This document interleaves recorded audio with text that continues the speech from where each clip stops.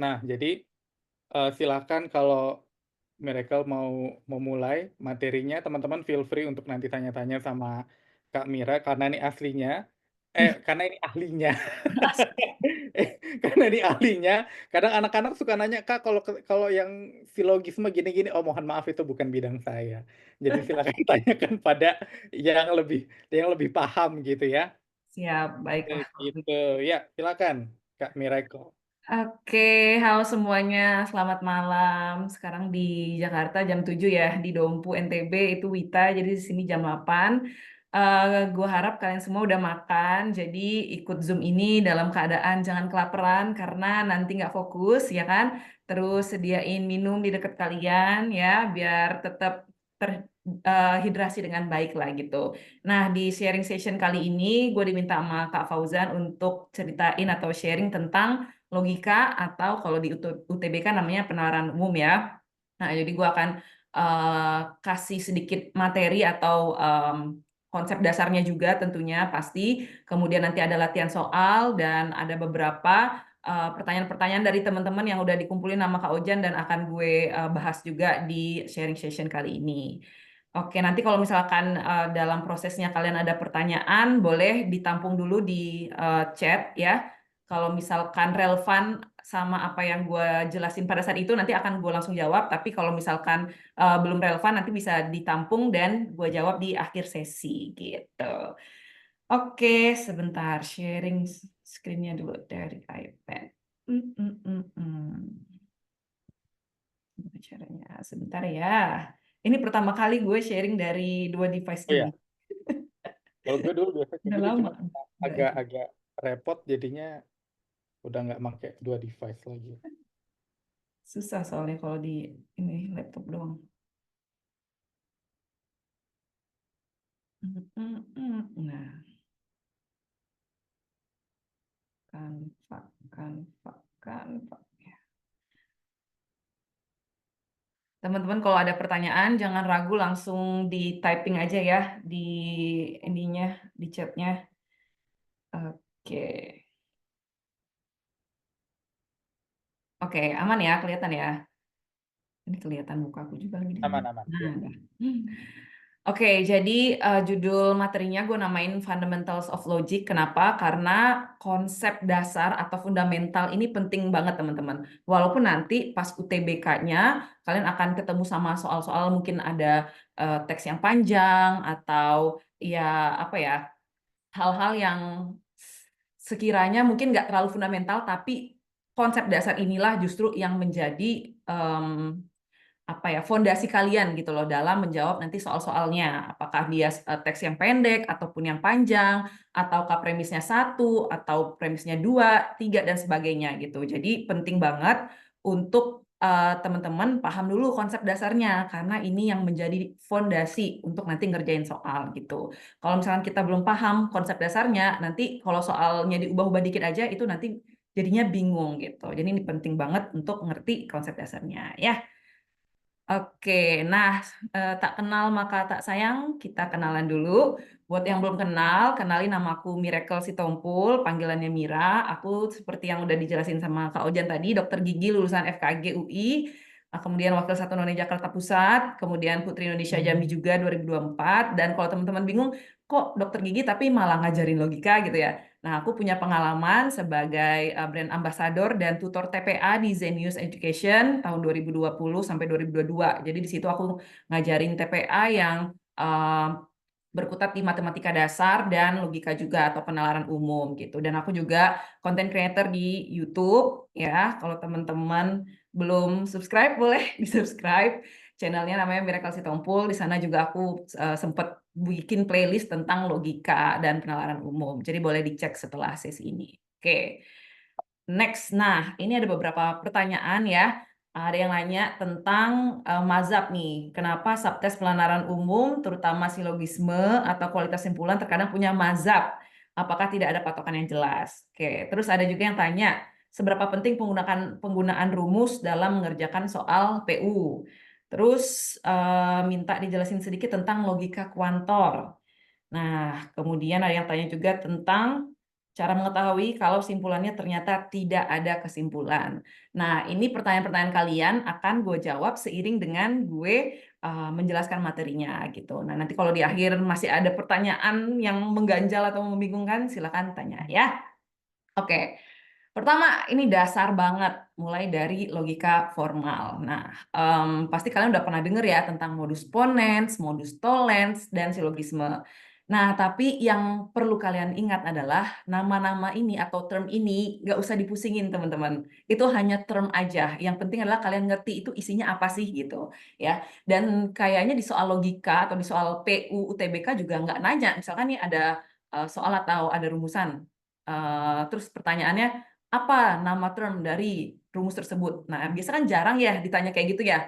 Biasanya kan pertanyaan itu lebih seputar dikasih premis, nanti kalian diminta untuk cari tahu kesimpulannya apa, gitu kan? Atau pernyataan ini benar atau salah, gitu.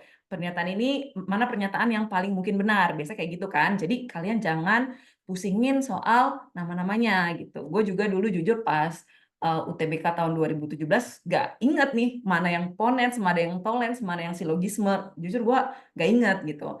Tapi gue ngerti gimana penalarannya gitu. Jadi yang terpenting adalah kamu ngerti nih konsep penalaran seperti apa. Nah, begitu pula dengan rumus-rumusnya. Sebenarnya apa yang kalian lihat ini ya, P maka Q, terus P kesimpulannya Q, yang ini semua itu adalah hanya membantu. Oke, sebentar, gue keluarin coret-coretnya dulu. Gimana nih? Ya, itu hanya membantu gitu loh. Dan mempersingkat waktu juga sih sebenarnya ya. Jadi pertanyaan seputar, Kak, sebenarnya menghafal rumus itu penting nggak sih? Seberapa penting rumus tadi ya dalam mengerjakan soal logika? Itu sebenarnya adalah cuma membantu aja. Yang terpenting kalian paham dulu nih kegunaan rumus-rumusnya apa sih sebenarnya, simbol-simbol ini apa sih gitu ya. Nah, kita mulai dari modus ponens dulu. Di sini P maka Q ya, atau jika P maka Q gitu. Oke. Nah, ini premis satunya. Aduh, pencet. Ini premis satunya, ini premis duanya. Premis duanya P gitu. Kesimpulannya adalah I, ya kan? Contohnya, jika hujan maka jalanan basah, ya. Terus premis keduanya hujan, maka kesimpulannya jalanan basah. Ya, itu dasar banget ya, kalian ngerti ya. Nah, modus tollens, silogisme. Nah, ini sebenarnya modus tollens dan modus ponens ini termasuk dalam silogisme hipotetik gitu, yang tadi jika maka gitu ya. Nah, ini nggak usah gue jelasin lebih lanjut karena harusnya kalian udah paham yang dasarnya ini. Nanti kita langsung masuk ke contoh soal aja ya. Next. Nah, ini dia. Ini salah satu contoh dari apa nih? Modus pollens atau modus tollens atau ponens. Kalian hafal nggak sih kalau kayak gitu nama-namanya? Silakan, silakan kalau ada Coba yang mau. boleh ditulis. Heeh.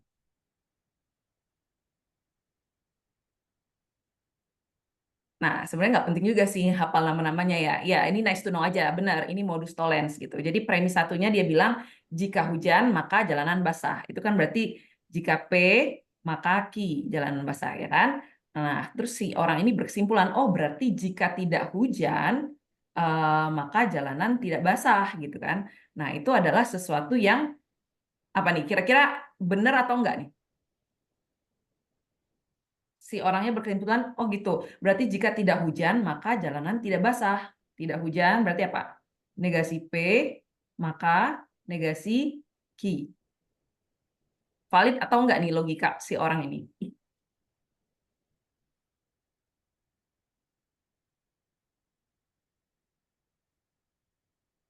Yes, bener banget. Semuanya benar. Jawabannya tidak atau invalid gitu. Karena kalau misalkan nggak hujan, belum tentu jalanannya tidak basah. Di sini kita hanya tahu jika hujan maka jalanan basah gitu. P maka Q.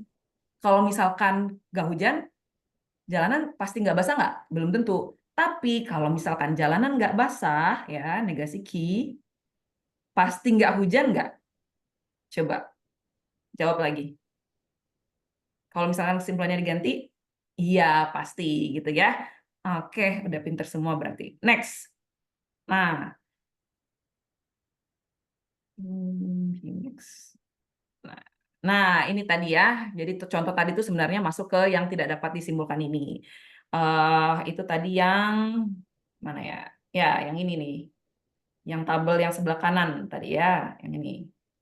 P maka Q, kalau premis keduanya negasi P, ya tidak dapat disimpulkan gitu. Invalid tadi ya kesimpulan si orang itu gitu.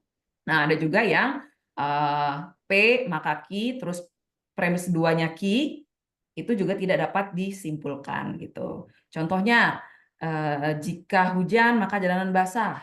Q-nya berarti hujan. Pasti nggak jalanan basah? Nggak pasti ya. Oke, jadi dua bentuk ini itu tidak dapat disimpulkan. Oke. Nah, kita langsung lanjut ke soal. Jika Sehun mandi, maka kamar mandi basah. Jika kamar mandi basah, maka mama marah. Tentukan kesimpulan yang bisa diambil dari fakta-fakta berikut. Ini jadi bukan multiple choice ya, tapi gue bikin bentuk esai biar kalian bisa lebih memahami si logika ini. Oke. Dari pernyataan pertama dulu nih. Kalau misalkan Sehun mandi, berarti kesimpulan apa yang bisa kita ambil? Yes, mama marah. Terus apa lagi?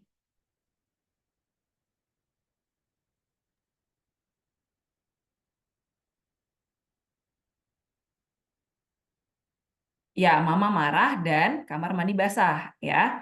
Berarti gini aja deh, gue tulis nama-namanya ya. Di Sehun mandi ini P. Ya Allah.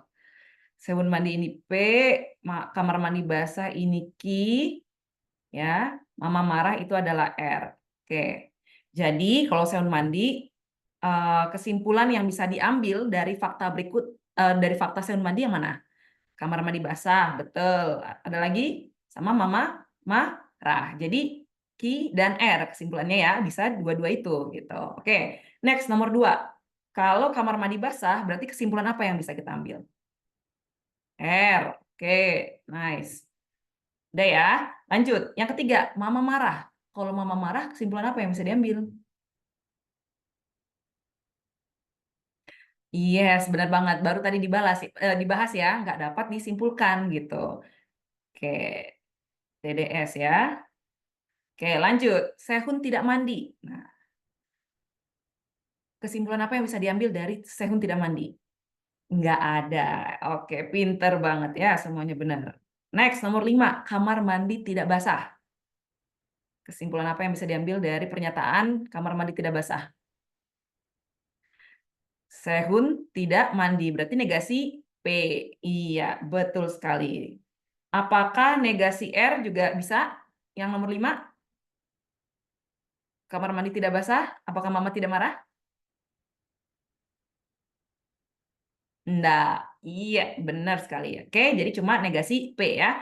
Yang keenam, mama tidak marah. Kesimpulan apa yang bisa diambil?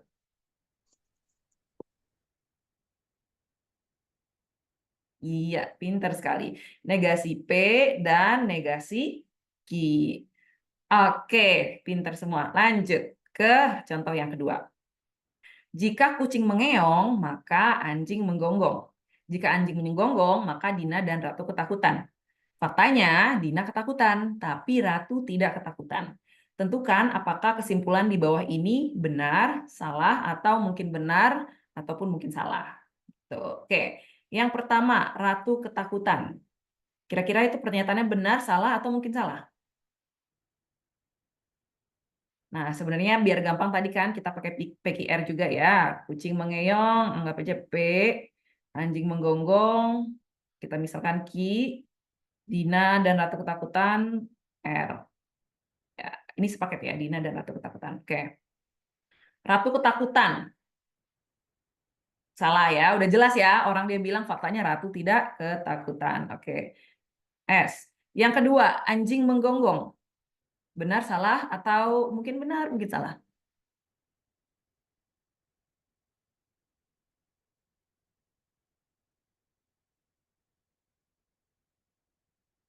Anjing menggonggong, benar.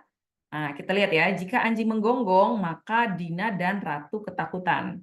Nah, di sini dia bilang Dina ketakutan, tapi Ratu tidak ketakutan. Kalau anjing menggonggong, dua-duanya ketakutan. Di sini dia bilang Ratunya nggak ketakutan. Berarti anjingnya menggonggong atau enggak?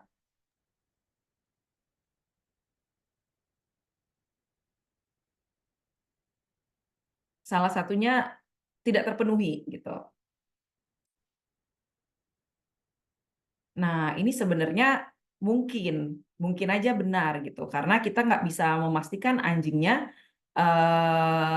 sorry salah. Kalau misalkan ratu tidak ketakutan, berarti itu adalah sama aja dengan negasi R, ya nggak? Karena salah satunya udah nggak terpenuhi nih. Kan tadi R-nya adalah Dina dan Ratu ketakutan. Jadi kalau Dina satu aja nggak ketakutan, misalkan Dina ataupun Ratu, itu udah masuknya ke negasi R. Ya, jadi kalau misalkan negasi R, kesimpulannya adalah negasi Ki. Negasi Ki, ya kan? Nah, ini kan tadi Ki ya, anjing menggonggong itu Ki. Ki maka R. Ternyata di sini Ratu tidak ketakutan, berarti negasi R. Maka kesimpulannya negasi Ki. Anjing tidak menggonggong. Berarti yang nomor 2 itu udah pasti salah. Ya nggak? Paham nggak? Atau masih bingung?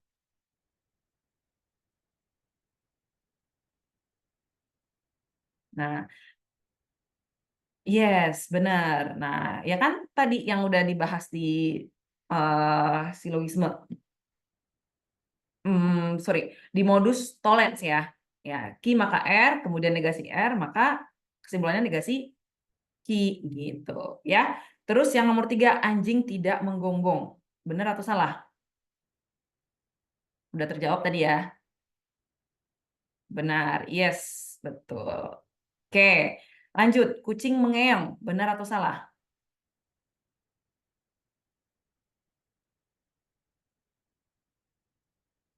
Kucing mengeong.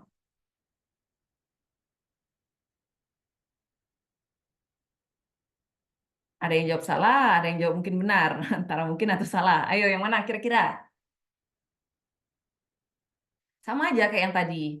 Kucing mengeong itu berarti salah. Iya, karena kan kita tahu anjing tidak menggonggong itu adalah pernyataan yang benar ya. Negasi ki tadi ya. Nah, kalau negasi ki berarti kesimpulannya negasi P, ya kan? P maka ki. Di sini ada kesimpulan, ada premis kedua, negasi ki. Maka ya negasi P gitu. Jadi kucing mengeong itu adalah salah. Nah, otomatis pernyataan 5 pasti benar, ya kan? Paham ya? Oke. Terus yang keenam, Ratu atau Dina ketakutan. Benar atau salah?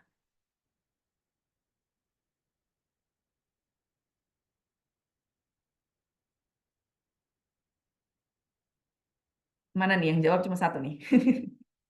Ratu atau Dina ketakutan? Ada yang jawab salah, ada yang jawab benar. Ada yang jawab mungkin benar. Jawabannya benar, guys. Oke.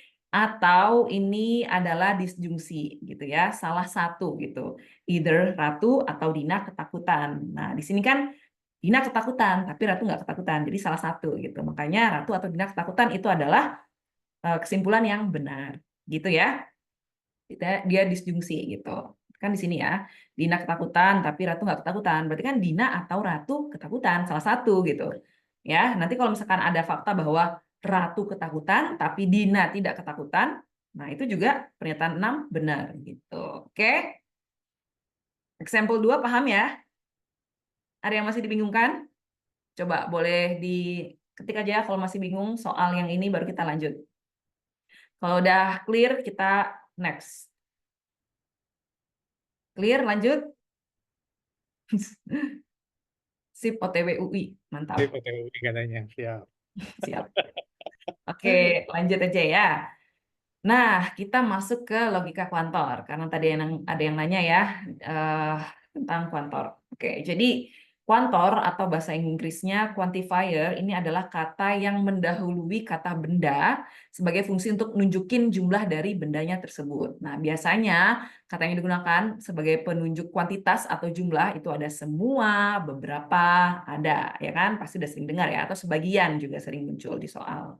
Nah, kuantor ini ada 2 secara garis besar, universal atau eksistensial. Lagi-lagi itu hanya simbolnya aja ya, yang segitiga kebalik sama E kebalik itu. Nah, universal ini bisa disebut juga kuantor umum. Contohnya tadi itu ya, semua. atau kata setiap dalam bahasa Inggris all, ya. Nah, kemudian kalau kuantor eksistensial, nama lainnya kuantor khusus, ini dalam bahasa Inggris katanya adalah some. Nah, some itu kalau di bahasa Indonesiain adalah ada, ya kan? Ada juga yang menerjemahkan ke beberapa. Sebenarnya maksud dari some ini adalah yang paling tepatnya, yang paling akurat ya, apa namanya? Kata yang paling akurat untuk menerjemahkan some ini adalah there exists atau at least one exists. Aduh, pencet-pencet mulu ini iPad-nya. Nah, there exists atau at least one. Jadi satu aja itu udah masuk ke some gitu. Some itu nggak harus berarti lebih dari satu, teman-teman. Ya, kalau kalian baca di kamusnya, some itu berarti there exists atau at least one. Ada satu aja itu udah some gitu. Nah, tapi kan kalau di soal-soal biasanya pakai beberapa, sebagian. Nah, itu juga menunjukkan lebih dari satu kadang-kadang. Makanya itulah nanti kita ngobrolin tentang mazhab gitu. Tapi kalau misalkan strict ke logika formalnya, some itu adalah at least one gitu. Oke. Next. Nah, contoh yang pertama tentang kuantor ya. Semua yang IQ-nya di atas 300 adalah orang jenius. Ini ya premisnya ya. Nah, ini aku cuma mau nunjukin bahwa ekivalen dengan jika ada yang IQ-nya di atas 300, itu artinya dia adalah orang jenius. Itu ekivalen ya. Dua pernyataan ini sama nilainya. Oke. Kesimpulannya adalah ada orang yang IQ-nya di atas 300 dan jenius. Kira-kira kesimpulan ini valid atau invalid?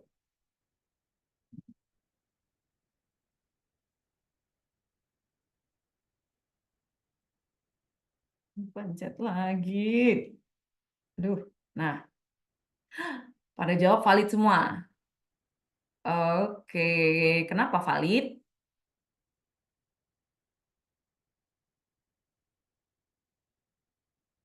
Kenapa valid ini?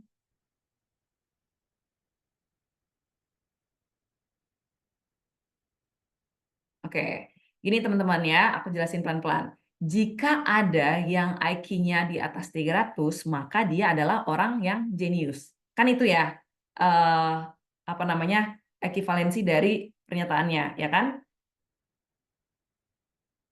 Gini-gini. IQ-nya di atas 300, kita anggap aja A.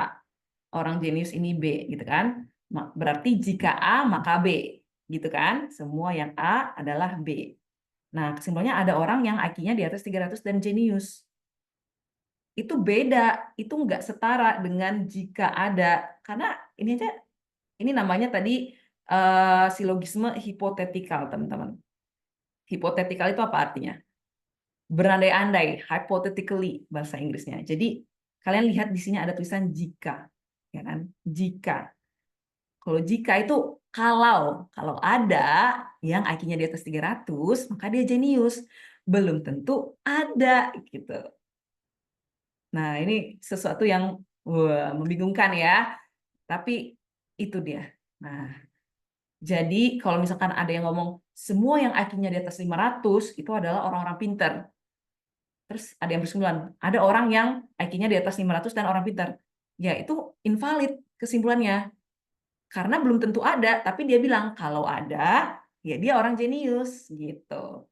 Jadi, jika ada IQ-nya yang di atas 300, maka orang jenius itu nggak sama teman-teman dengan ada orang yang IQ-nya di atas 300 dan jenius gitu. Karena belum tentu ada nih himpunan orang yang IQ-nya di atas 300. Sampai sini paham nggak? Jadi ini jawabannya invalid. Kepencet lagi. Masih belum paham. Oke, coba kita next dulu ya ke soal kuantor berikutnya. Ini dulu deh. Nah, pernyataannya bilang ada angsa berwarna putih. Oke, kesimpulannya ada angsa berwarna hitam. Kira-kira ini kesimpulannya valid atau invalid?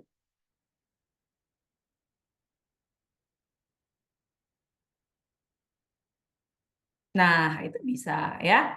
Invalid, ya kan? Ada angsa yang berwarna putih, ya. belum tentu mengindikasikan bahwa ada angsa yang tidak berwarna putih ataupun ya berwarna hitam atau warna yang lain gitu. Kalau ini udah jelas invalid gitu kan. Sekarang kalau misalkan gini, contohnya ya, semua semua eh, kucing berkaki 5 itu adalah keajaiban dunia. Semua kucing berkaki 5 adalah keajaiban dunia. Nah, kira-kira kalau kesimpulannya ada kucing berkaki 5 yang keajaiban dunia, valid atau invalid?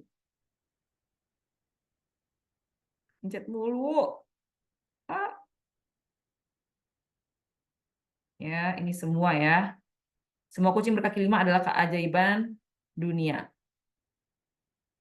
Kalau kesimpulannya ada kucing berkaki 5 yang keajaiban dunia, itu invalid. Iya, karena dia bilang jika ada kucing berkaki 5, maka keajaiban dunia. Bukan berarti ada nih kucing berkaki 5-nya. Paham ya?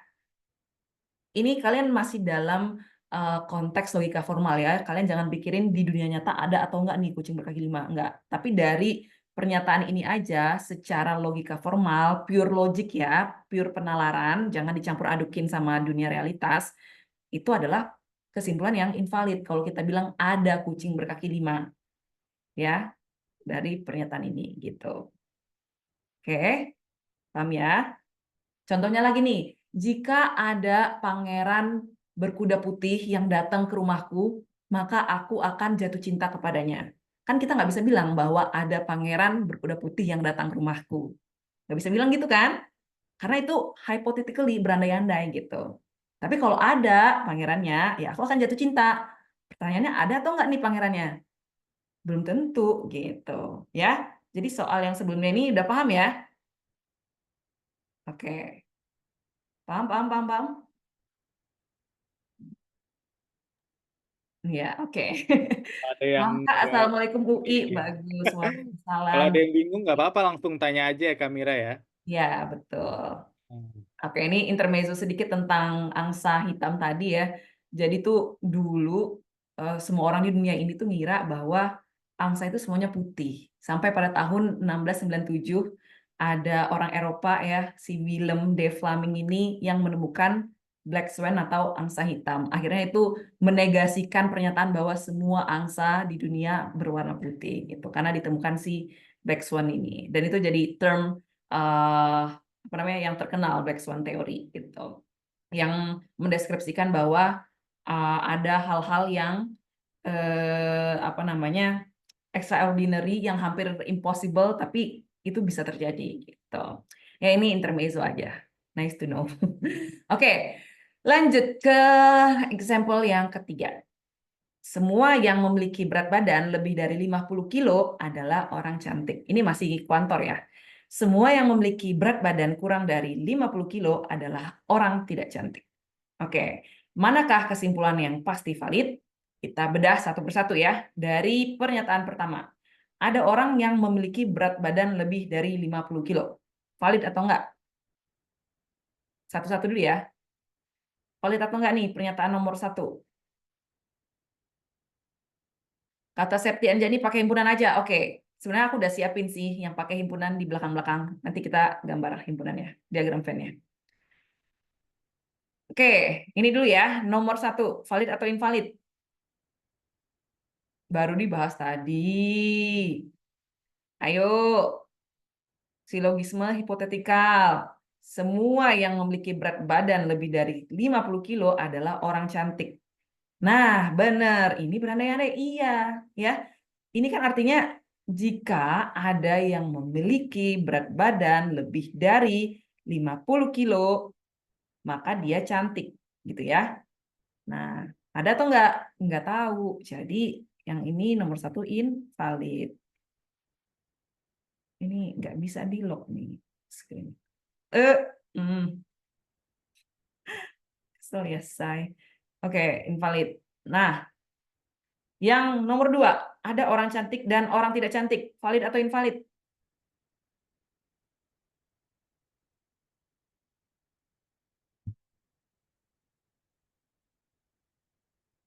Ada orang cantik dan orang tidak cantik. Iya, gampang ya, invalid. Oke, yang ketiga, Jenny memiliki berat badan 50 kilo. Nah, ini adalah kasusnya udah ada nih orangnya nih. Nah, ini nih baru ada nih. Jenny memiliki berat badan 50 kilo. Udah ada subjeknya. Jadi, Jenny adalah orang cantik. Valid atau invalid? Hati-hati teman-teman, baca lagi premisnya apa. Semua yang memiliki berat badan lebih dari 50 kilo. Jenny lebih dari 50 kilo nggak? Enggak ya.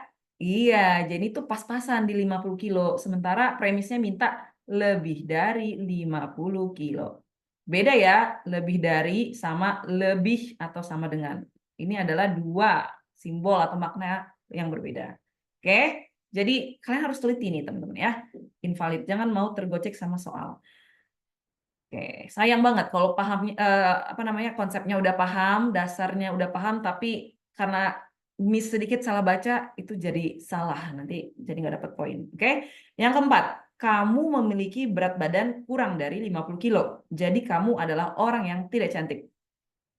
Iya, semangat banget Septi Anjani. Valid, valid. Yes, benar sekali. Valid yang pernyataan 4. Terakhir, Lisa adalah orang cantik. Jadi Lisa memiliki berat badan lebih dari 50 kilo.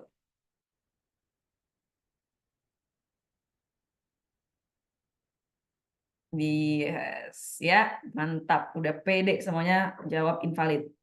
Masih ada yang jawab valid ya? Nah, Lisa adalah orang cantik. Jadi Lisa memiliki berat badan lebih dari 50 kilo. Nggak berlaku ya teman-teman kebalikannya ya. Kita anggap memiliki berat badan lebih dari 50 kilo itu adalah P ya. Orang cantik itu adalah Q ya. Jika P maka Q. Di sini dia bilang Lisa adalah orang cantik. Premis keduanya berarti Q ya. Kesimpulannya apakah kita bisa ambil P? Nggak bisa ya. Karena itu adalah berasumsi namanya. Nggak dapat disimpulkan kayak gitu gitu ya. Jadi invalid. P maka Q, terus P2-nya, premis keduanya adalah Q, nggak bisa kesimpulannya P. Gitu ya. Ini adalah invalid. Oke. Sebenarnya ini juga nggak perlu dihafalin ya rumus-rumusnya. Kalian mikir-mikir aja gitu ya dalam dunia nyata. Jika hujan maka jalanan basah. Nah, ada pernyataan kedua, jalanan basah. Udah pasti hujan belum? Ya belum tentu. Ya, jalan basah, ini fakta bahwa jalan basah bisa jadi karena ada hal-hal lain gitu. Tapi kalau udah ada hujan, itu udah pasti jalanan basah gitu ya. Jadi nggak usah pusing sama rumus-rumusnya. Oke, next. Berarti cek lagi penyebab atau akibatnya juga. Kuantor itu bisa dijadiin implikasi ya, Kak. Kuantor itu adalah kata benda sebenarnya. Kata benda yang menyatakan jumlah dari kata yang mengikutinya gitu. Tadi kayak semua, wanita, sebagian pekerja, ada laki-laki gitu. Itu kuantor. Kata semua, sebagian ada itu namanya kuantor. Apakah dia bisa dijadiin implikasi? Ya bisa aja. Oh, maksudnya yang semua bla bla bla jadi jika itu tadi ya? Ya sama aja dia. Bisa, bisa dong. Sama kayak setiap manusia adalah makhluk hidup. Itu kan sama aja dengan jika ada manusia maka dia makhluk hidup gitu kan. Setiap semua yaitu sama aja dengan itu tadi implikasi tadi bentuknya itu. Sama aja maknanya, benar nggak? Ya. Jadi jangan dibingungin gitu. Oke, lanjut. Karena ada yang bertanya tentang mazhab dalam logika. Ini sebenarnya membuat membingungkan juga karena beberapa soal itu kayak mencampurkan logika formal dan logika informal. Tapi nggak apa-apa. Apa nih, Kak, yang jalan hujan tadi berarti P maka Q, tapi eh, Q tidak sama dengan, ya gitu.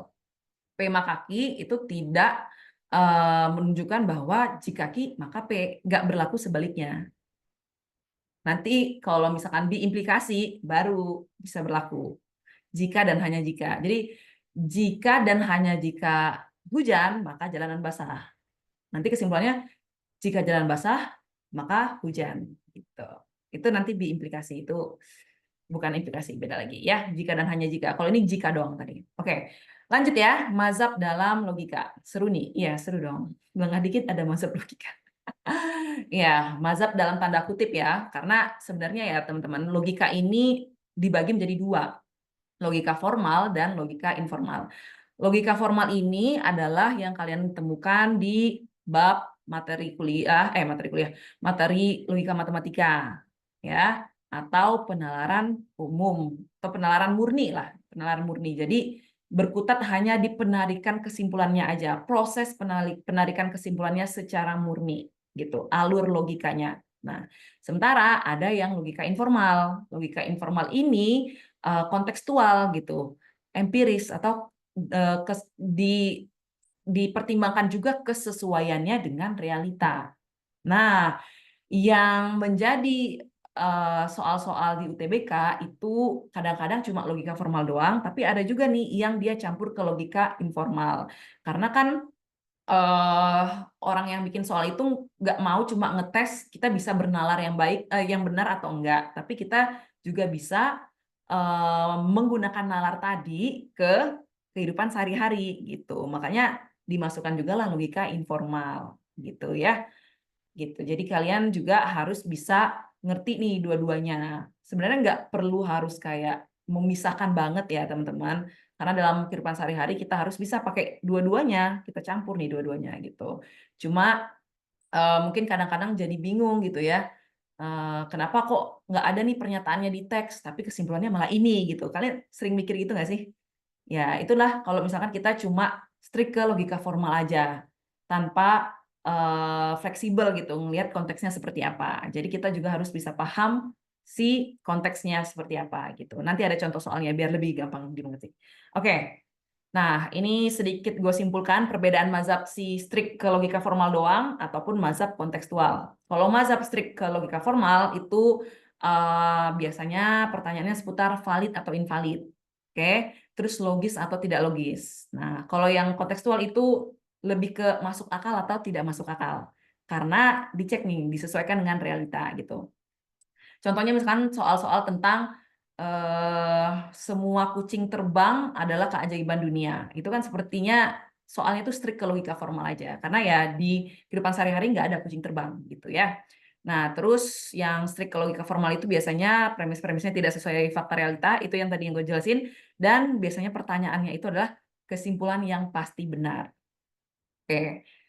Nah, yang kontekstual itu premis-premis yang digunakan biasanya ada di realita, misalkan tentang apa ya, tentang em, angka pengangguran di Indonesia menurun berapa persen gitu. Kan biasanya kayak gitu ya, soal-soal teks di pelajaran umum atau keuntungan yang dihasilkan oleh petani A menurun sekitar berapa persen. Nah, itu biasanya kontekstual.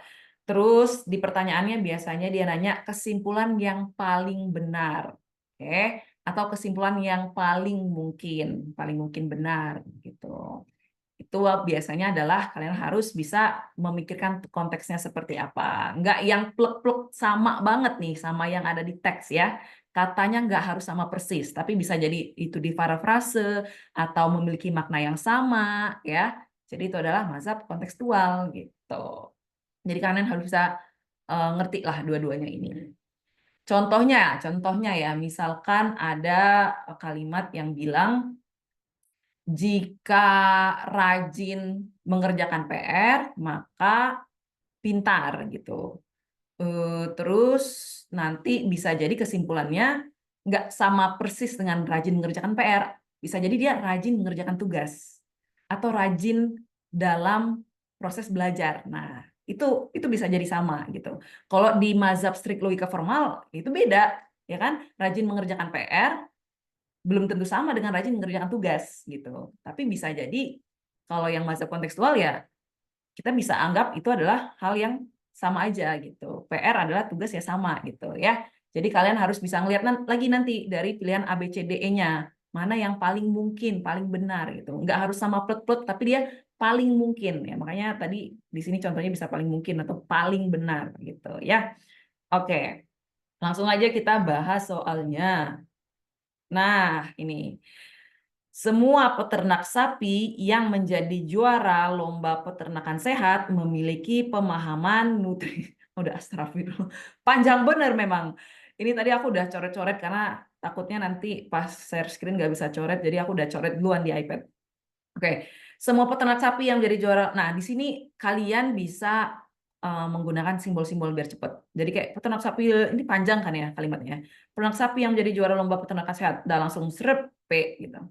Memiliki pemahaman nutrisi ternak sapi sesuai dengan jenisnya, langsung Ki. Next, beberapa peternak sapi yang memiliki pemahaman nutrisi langsung Ki, sama aja ya nih ya. Mampu mengidentifikasi varietas sapi lebih baik daripada peternak lain. Kalimat baru R gitu. Nah, jadi di sini semua P maka Ki, ya kan? Kita tulis aja ya. Semua P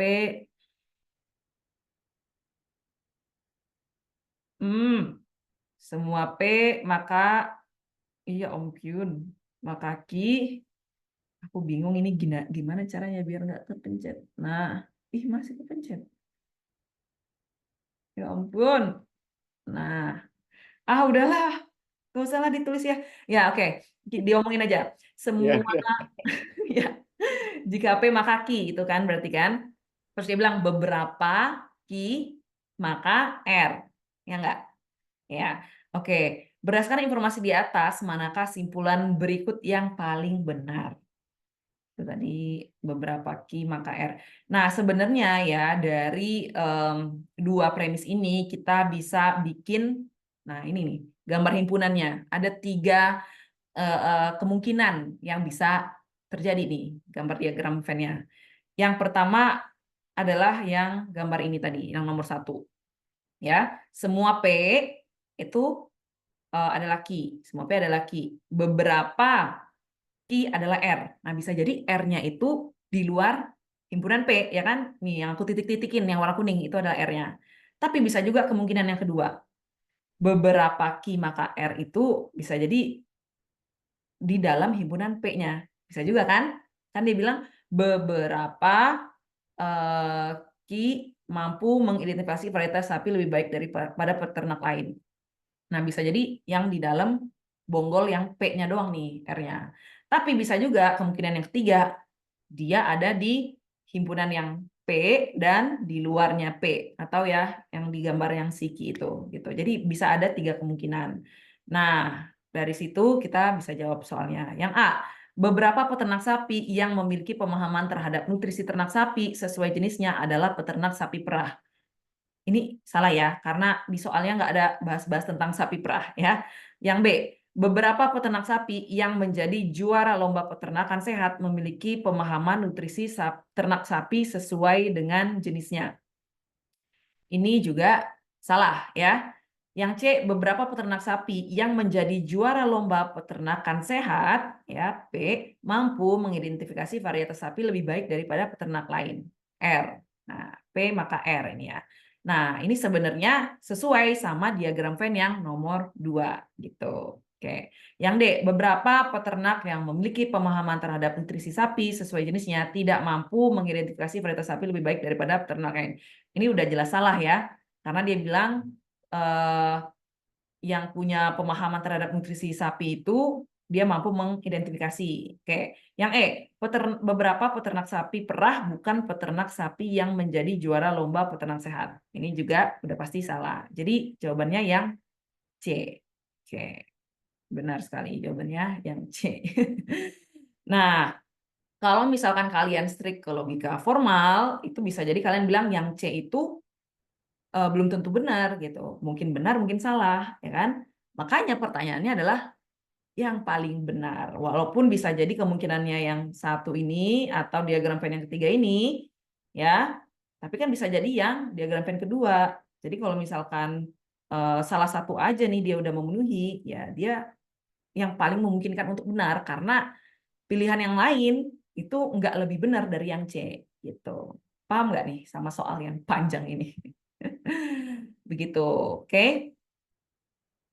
Premis satunya P maka Q, premis keduanya beberapa Q maka R. Ini beberapa, gue tulis titik-titik ini aja deh. Nah, kesimpulannya tadi apa? Yang C itu beberapa beberapa P, maka ini ya, gue pakai ini aja deh, lambang eksistensial itu deh. Beberapa P, maka R. Ini juga beberapa. Ya, gitu ya. Sebenarnya kalian bisa gabungin aja ini ke sini ya, beberapanya naik ke atas, beberapa P maka R. Nah, gitu. Tapi kalau secara konsep dasarnya ini nih ada 3 kemungkinan ini sebenarnya. Paham nggak nih? Kok sepi? Bingung nentuin diagram Venn-nya? Oke, nentuin diagram Venn. Pertanyaan yang bagus sebenarnya. Paham Kak? Oke, tapi tadi ada yang nanya nentuin diagram Venn, yaudah kita bahas sedikit aja. Diagram Venn itu sebenarnya sama aja kayak soal diagram Venn di bab matematika ya. Gini, semua A adalah B. Berarti diagram Venn-nya gimana? Semua A adalah B, ya kan? Terus nanti dia bilang lagi, beberapa B adalah C. Beberapa B adalah C. Bisa jadi C-nya kayak gini, ya kan? Itu yang pertama. Bisa jadi juga C-nya seperti ini, kena nih sama si A. Gitu kan? Bisa kan?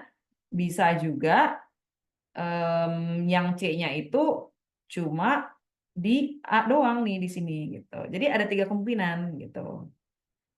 Ini kalau mau pakai yang bulat-bulat. Makanya gue pakai titik-titik aja biar nggak bingung lihat gambarnya. Oke, ada 3 ini. Jika A maka B. Beberapa C adalah B. Nah, kayak gini nih ada 3 kemungkinan. Jadi bisa jadi dia nggak kena sama A, bisa jadi dia semuanya di A, bisa jadi dia sebagian di A, sebagian di B. Gitu. Itu ada 3 kemungkinan. Oke, paham ya cara gambar diagram Venn? Sama aja. Jika A maka B. Semua yang A adalah B. Gitu.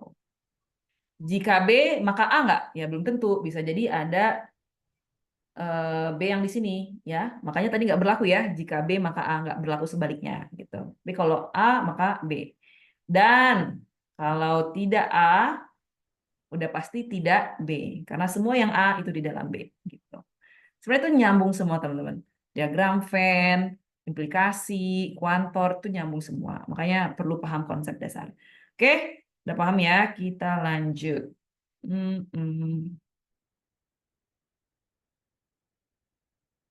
Ini next-nya mana ya? Next. Oke. Contoh 1. Contoh yang strict ke informasi yang ada di teks. Kelihatan ya tulisannya ya. Kelapa merupakan tanaman sejuta manfaat.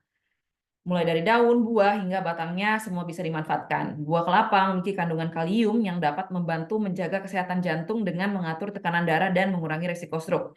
Namun, mengonsumsi buah kelapa secara berlebihan dapat menyebabkan meningkatnya kadar kolesterol dalam darah dan kadar gula darah yang tinggi karena kelapa mengandung lemak jenuh dan kalori yang tinggi. Skipping aja ya bacanya ya biar cepat ya. Berdasarkan informasi di atas, manakah yang pasti benar? Yang A. Penyakit diabetes dan kolesterol bisa disembuhkan dengan banyak mengonsumsi buah kelapa. Benar atau enggak?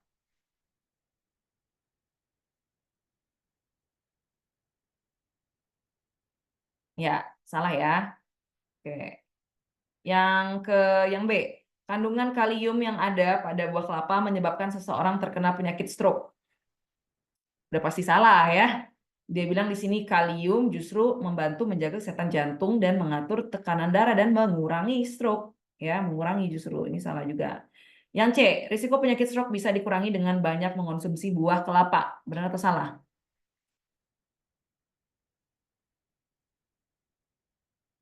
Nah, ini harus hati-hati. Dia bilang banyak mengonsumsi buah kelapa.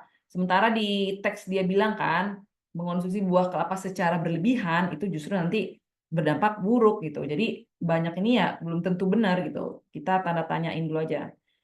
Oke, next. D. Mengonsumsi buah kelapa yang berlebihan dapat menyebabkan gagal jantung. Yang berlebihan itu dapat meningkatkan kolesterol dan kadar gula darah yang tinggi ya, bukan menyebabkan gagal jantung. Jadi yang D juga salah. Yang E, buah kelapa dapat membantu menjaga kesehatan jantung karena memiliki kandungan kalium. Yes, ini udah pasti benar ya. Karena di teks dia bilang nih, buah kelapa mengandung kandungan kalium yang dapat membantu kesehatan jantung ya. Nah, antara C sama E yang lebih pasti benar yang mana? Yang E. Ya kan? Nah, karena udah jelas tuh di teksnya ada.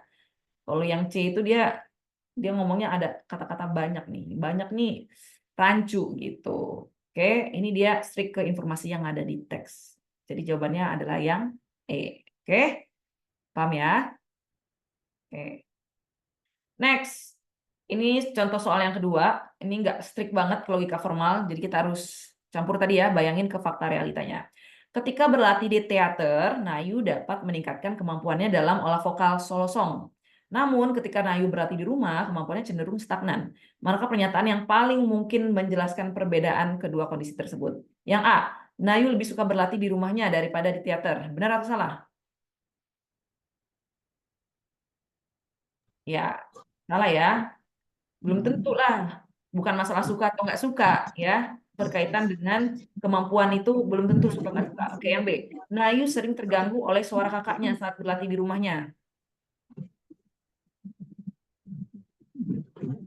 Nah, kalau misalkan dia terganggu sama suara kakaknya, bisa jadi dia jadi nggak fokus, ya kan? Jadi mungkin kita tulis dulu mungkin nggak fokus, terus jadi kemampuannya jadi stagnan, bisa jadi. Tapi kita tandain dulu aja mungkin. C, Nayu dapat berlatih bersama teman-teman di rumahnya. Justru ini makin salah ya. Ya, yang C ini udah pasti salah. Karena apa hubungannya berlatih sama teman-teman di rumah membuat kemampuannya jadi stagnan gitu. Nggak nyambung. Yang D, selain untuk berlatih vokal, teater juga memiliki ruang terbuka untuk berlatih tari. Udah jelas salah. Ini lagi ngomongin olah solo vokal. Kenapa tiba-tiba tari? Nggak relevan ya. Yang E, teater memiliki fasilitas yang lengkap untuk berlatih vokal daripada di rumahnya. Bisa bener ya? Nah, sekarang kita ada dua nih, antara C dan E. Kira-kira yang mana yang benar? Nah, ini tadi kita harus bisa melihat ke fakta realitanya. Kita diuji untuk di-challenge untuk berpikir di luar dari logika formal nih, ya. Jawabannya yang E. Kenapa? Karena kemampuan dia dalam vokal itu lebih nyambung ke fasilitas yang ada di teaternya gitu. Kalau misalkan terganggu oleh suara kakaknya, bisa jadi yang lebih cocoknya ya, yang lebih cocok mungkin Nenara, Nayu terganggu atau Nayu menjadi tidak fokus, bukan kemampuannya yang dibahas gitu. Tapi karena di soalnya dia bilang kemampuannya yang cenderung stagnan, berarti lebih cocok adalah ke fasilitasnya yang di teater lengkap. Misalkan mungkin ada guru vokal atau ada piano untuk ngiringin dia nyanyi, jadi dia bisa lebih sesuai dengan melodinya atau nada-nada yang ada di notasi baloknya gitu, notasi not partiturnya seperti itu. Oke, jadi yang nih, mantap. Udah benar 3 ambil beasiswa apa ya? Mantap nih semangatnya. Oke, jadi wejangannya adalah yang pertama teman-teman, sebelum ditutup ya, aku kasih wejangan sedikit. Jangan pusingin term dan rumus-rumusnya. Ya, modus tollens lah, ponens lah, apa segala macam. Itu cuma nama-nama memori di kepala kita. Jangan pusingin itu. Yang penting adalah kalian ngerti konsep dasarnya ya. Gak usah bingungin, implikasi bisa nggak Kak sama ini bisa nggak sama ini. Sebenarnya kalau kalian paham, itu udah otomatis aja gitu. Jadi yang penting adalah paham konsep dasarnya. Dan rumus-rumus tadi adalah sebenarnya simbol aja untuk membantu biar kita lebih cepat. Tapi kalau misalkan teman-teman masih ngerasa suka kecampur aduk ke dunia realitas, ya nggak apa-apa, pakai rumus tadi ya. Biar lebih apa ya istilahnya kalian tetap on track gitu. Ada template-nya yang bisa kalian pegang gitu. In case kalian bingung. Oke. Yang kedua, jangan prioritas hafalin rumus. First thing first, ngerti dulu konsepnya. Ini yang udah gue jelasin tadi. Yang ketiga, jangan ngotot sama masab. Ya, pilih jawaban yang paling mungkin benar. Kalau kamu ketemu soal yang kayaknya nggak ada nih jawabannya yang benar gitu ya. Tapi kalian terpaksa harus jawab teman-teman. Jadi pilihlah yang paling mungkin benar, yang paling mendekati. Oke? Yang nomor 4, sering-sering latihan soal, biar kamu tahu tipe soalnya seperti apa. Karena kalau misalkan kita belajar dari materi aja itu pasti nggak cukup. Semakin kita sering latihan soal, semakin kita terbiasa. Jadi kalau soalnya diputar balik, kita udah tahu nih, oh kayak gini gitu. Dan lebih cepet juga nanti kita nemuin jawabannya. Ya, tadi ada yang nanya, gimana caranya tips untuk ngerjain soal-soal yang panjang. Nah, semakin kita sering ngerjain soal, semakin kita terbiasa nih baca teks yang panjang-panjang kayak gini, ya. Dan itu tadi tips gua, kalian langsung ganti aja ke simbol gitu.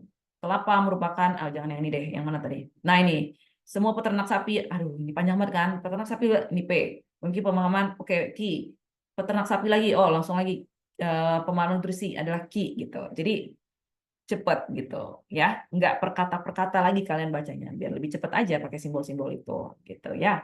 Nah yang ini juga bacanya cepet aja. Kelapa mulai dari ini dimanfaatkan, buah kelapa kandungan kalium, kalium membantu, oke ini, namun mengandung gizi, oke langsung lihat nih ke A B C D E-nya.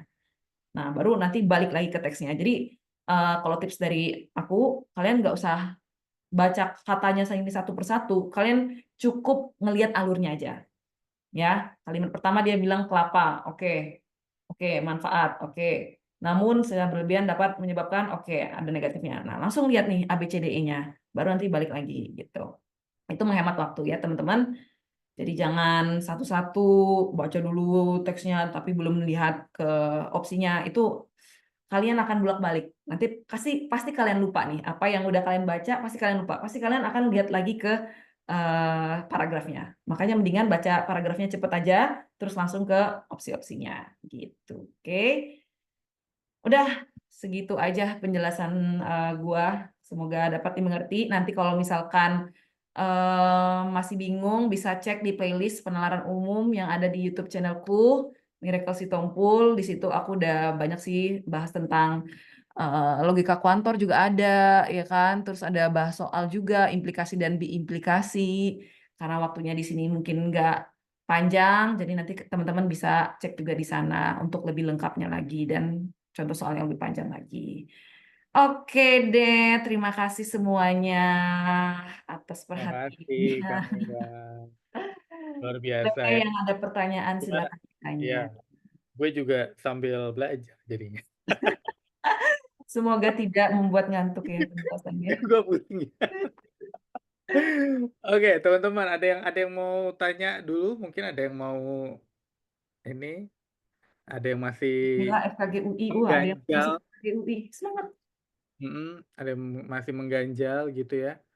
Ini Ya, mumpung ada orangnya nih, biar biar langsung tanya nih. Kalau enggak ya susah.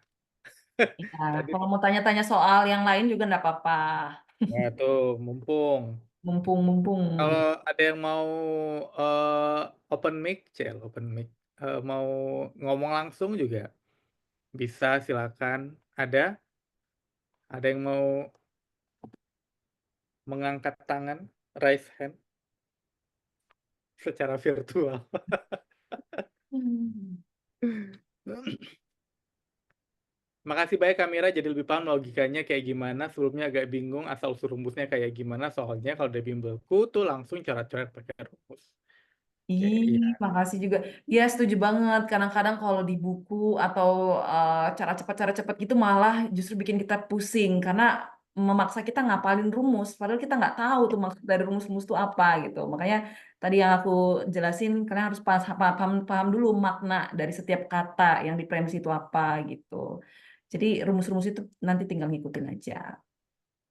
Kak, aku kadang masih bingung soal kualitas simpulan. Cara ngebedain soal tidak dapat disimpulkan sama mungkin benar gimana ya? Coba kira-kira ada nggak contoh soalnya?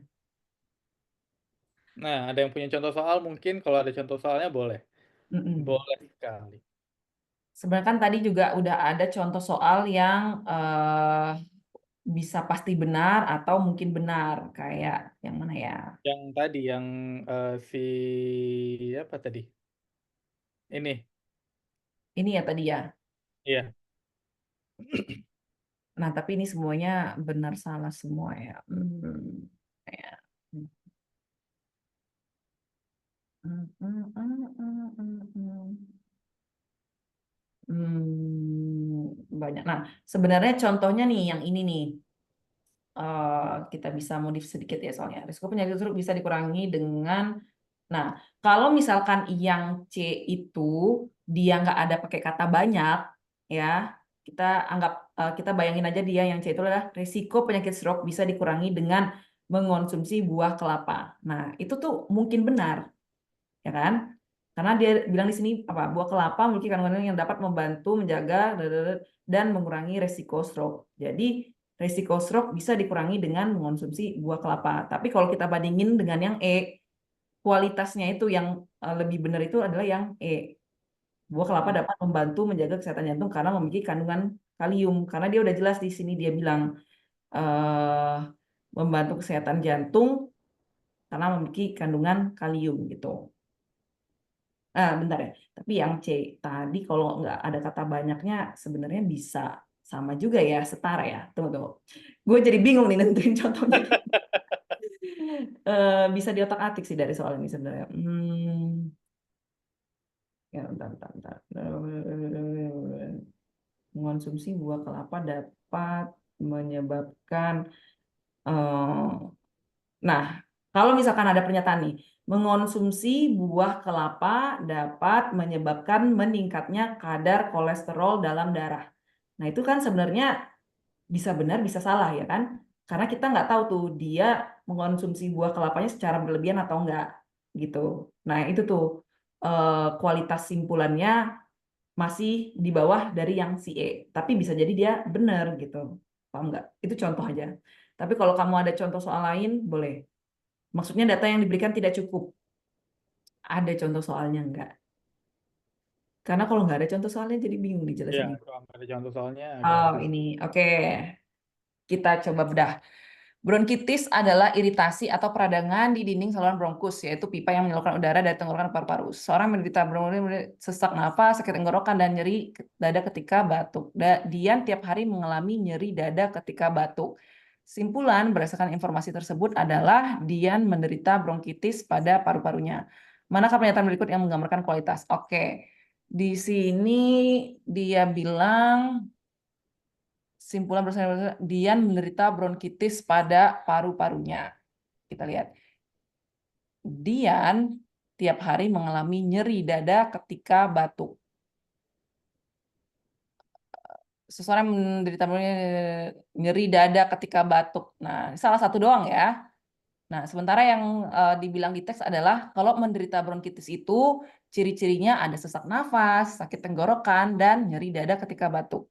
Nah, di sini dia bilang Dian tiap hari mengalami nyeri dada ketika batuk. Jadi dari 3 ciri tadi, Dian ini cuma satu. Benar ya? Oke. Kemudian dia bilang simpulannya menderita bronkitis pada paru-parunya. Nah, dari sini kan kita bisa melihat ya bahwa kesimpulannya itu dinilai sebenarnya tidak dapat dinilai karena informasi tidak cukup, masih tidak relevan. Nah, ini sebenarnya agak ambigu, kan? Bisa jadi yang B, bisa jadi yang E. Ya, mirip-mirip aja ya. Bisa jadi dia bronkitis, tapi bisa jadi juga enggak. Ya enggak. Tapi sebenarnya lebih cocok adalah yang E. Simpulan tidak dapat dinilai karena informasinya tidak cukup. Bentar, bentar.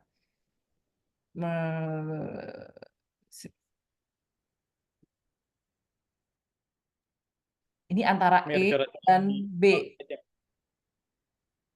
Tunggu, tunggu. Menurut kalian ini B atau E? Simpulan tersebut mungkin benar atau simpulan tidak dapat dinilai karena informasi tidak cukup.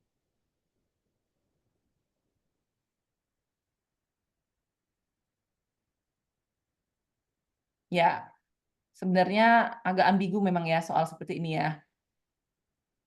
Tapi sepertinya lebih ke E. Ya, lebih ke E. Kenapa? Karena di sini informasinya dia bilang Dian tiap hari mengalami nyeri dada batuk. Nah, nggak cukup nih dari informasi ini. Kalau misalkan ditambah lagi nih informasinya, dia bilang misalkan Dian sesak nafas, Dian sakit tenggorokan. Nah, itu baru cukup gitu. Jadi antara B dan E yang lebih tepatnya adalah lebih ke E gitu.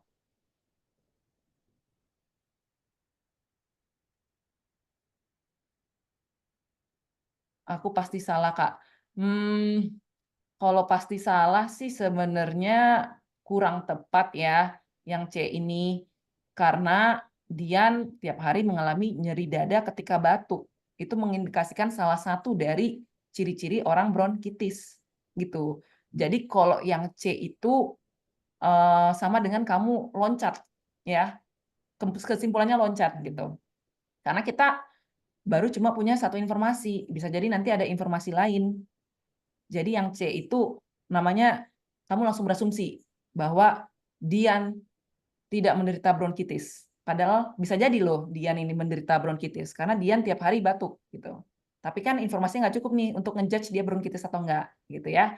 Jadi antara B dan E gitu. Tapi lebih pasnya yang E. Kenapa? Karena dari 3 ciri tadi dia cuma ngasih satu ciri.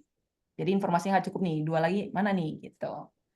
Kalau yang C itu bisa benar, misalkan di soalnya bilang Dian sehat-sehat saja atau Dian tidak pernah batuk. Nah, baru deh jawabannya yang C gitu ya. Jadi yang C itu pasti nggak mungkin jawabannya. Kalau soal setipe soal tadi pakai mazhab yang mana, Kak? Nah, mazhab yang mana kira-kira? Yang kontekstual, ya. Karena dia nggak plek-plek ada di soalnya gitu. Jadi kita Oh, harus, harus pikirin juga ya, ya harus di kita harus mikirin gitu. Dari 3 ciri itu dia cuma satu.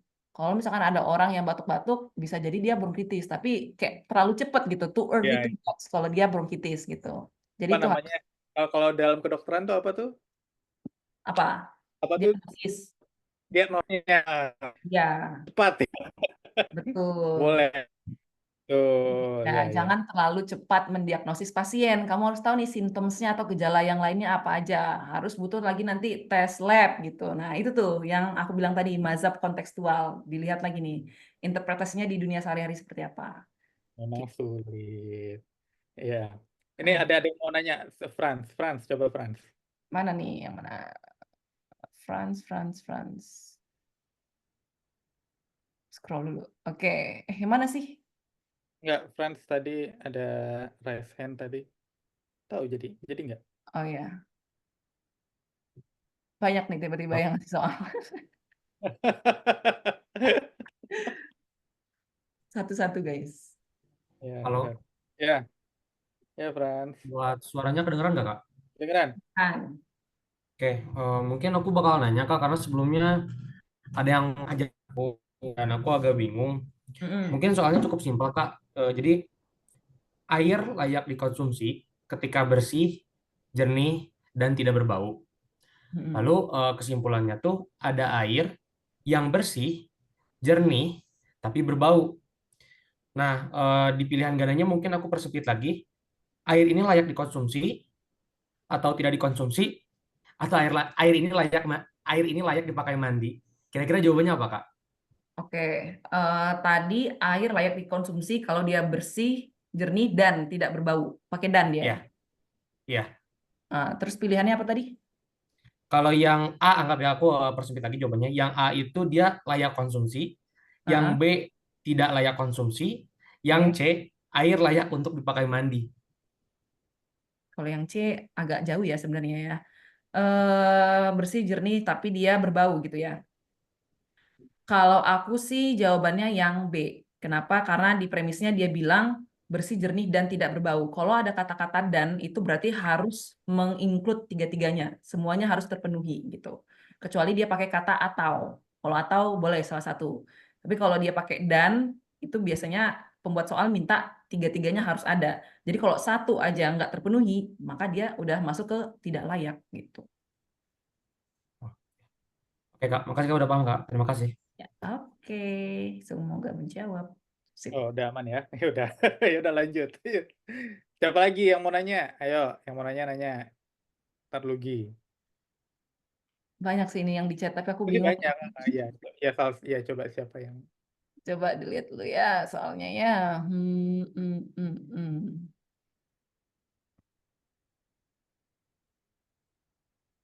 Ini ada yang kirim gambar nih.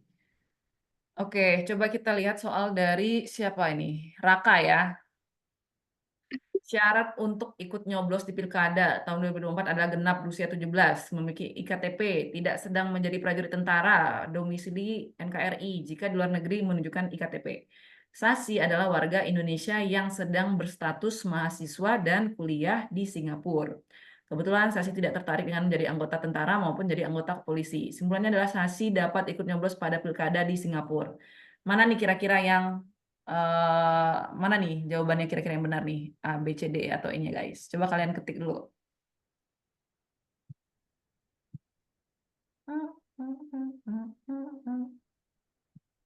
Aku mau lihat dulu jawaban teman-teman nih. D, oke. Coba lihat yang lain dulu. Kira-kira apa nih jawabannya nih? Syaratnya tadi genap 17. Oke, memiliki IKTP, tidak sedang menjadi prajurit. Oke, dia udah memenuhi tuh berdomisili di wilayah NKRI. Tapi kalau nggak berdomisili, menunjukkan IKTP. Ya kan? Dia bilang pernyataan ini Sasi warga Indonesia, tapi sedang kuliah di Singapura. Nah, cuma kan ada yang belum dipenuhinya tadi ya informasinya, ya kan? Sasi ini minimal 17 tahun nggak? Nggak tahu, ya kan? Dia nunjukin IKTP nggak? Nggak tahu juga, nggak ada di informasi gitu. Oke, jadi jawabannya mana? Yang E. Ya, sama ya kayak yang tadi dikasih sama siapa nih tadi? Yang tentang, nih ya, si An, yang ngasih tentang Dian bronkitis tadi. Ya, jawabannya yang E gitu. Pasti salah? Enggak.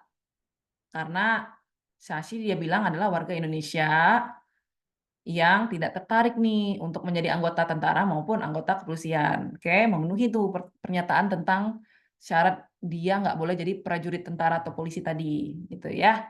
Tapi kan kurang nih informasi lainnya. 17 tahun nggak dia minimal, ya kan? Terus dia nunjukin IKTP nggak, gitu. Jadi yang E lebih tepatnya. Kalau jawabannya D, kira-kira kesimpulannya kayak gimana, Kak? Yang D adalah simpulan tidak relevan dengan informasi yang diberikan.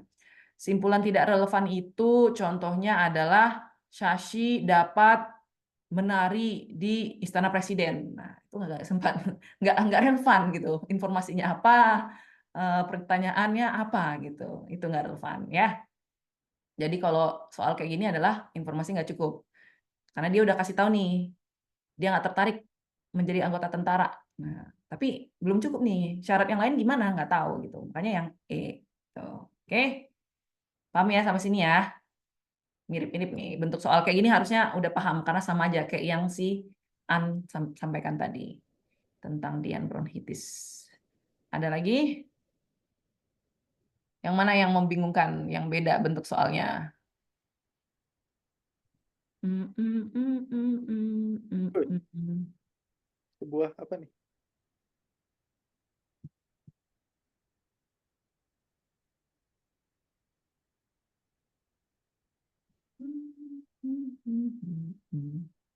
Kok bisa kecil gitu ya fontnya? Itu kayaknya di ini Mir, di apa, di screenshot ya? Atau maksudnya, nggak tahu ya. Kayaknya emang dari Zoom-nya kali ya? Nggak tahu deh. Oh iya ya, oh iya deh. Heeh.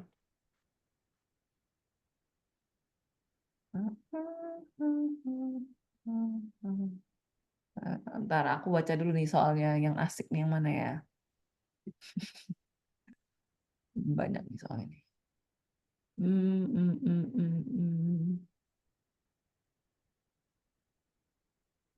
Berarti kalau dari 3 terus sebenarnya hanya 2 yang mencakup berarti mungkin benar ya Kak. Ya bisa jadi mungkin benar atau informasinya kurang cukup, informasinya tidak cukup. Tapi kalau yang di soal kayak gini itu lebih ke informasi tidak cukup karena dia udah ngasih tahu beberapa tapi kayak kurang nih gitu.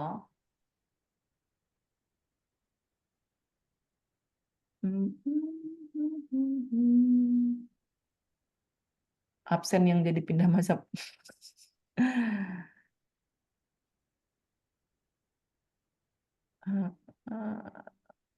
Enaknya yang mana nih? Soalnya Brian atau siapa lagi gini? Ada banyak yang nanya. Ya coba yang si Brian itu aja Brian tuh. aja ya. Sebuah penelitian menunjukkan bahwa makanan manis dapat membantu menstabilkan suasana hati, kebahagiaan, dan mencegah depresi karena melepaskan hormon serotonin dan dopamin. Penelitian terbaru menunjukkan bahwa pengidap diabetes masih dapat menikmati makanan manis selama tidak mengandung pemanis buatan. Mana simpulan yang paling didukung oleh bacaan tersebut? Yang A, psikolog menyarankan, ini gimana sih? A, B, C, D, E. Oke. Ini ada P, ada A. Psikolog menyarankan klien yang mengalami rasa sedih berlebihan untuk mengonsumsi buah-buahan yang manis. Paling didukung oleh bacaan tersebut. Kurang ya. Orang yang mengidap diabetes tidak diperbolehkan mengonsumsi buah-buahan yang manis. Orang yang mengidap diabetes tidak diperbolehkan mengonsumsi buah-buahan yang manis. Enggak. Gula merupakan makanan yang paling cepat merangsang. Enggak juga. Banyak penderita diabetes merasa tidak bahagia karena tidak dapat mengonsumsi makanan manis. Penderita diabetes memiliki hormon dopamin dan serotonin yang tinggi. Paling didukung oleh bacaan tersebut.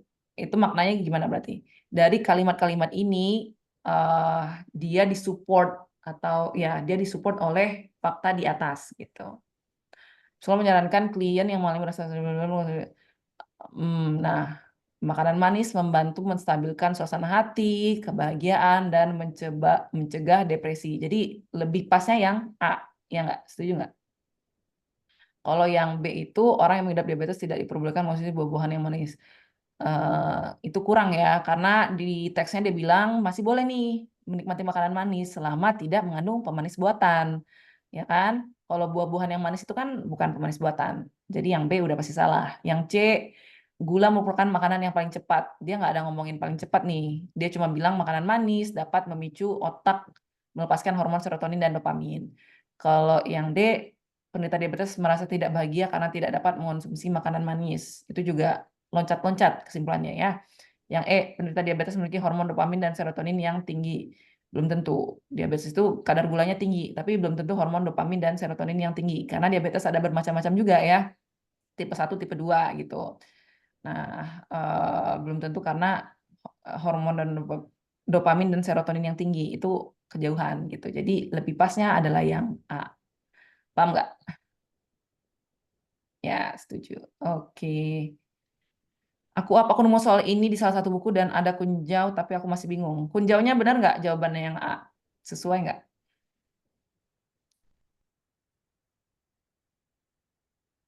Ya, oke kalau begitu. Aman ya pertanyaannya Brian.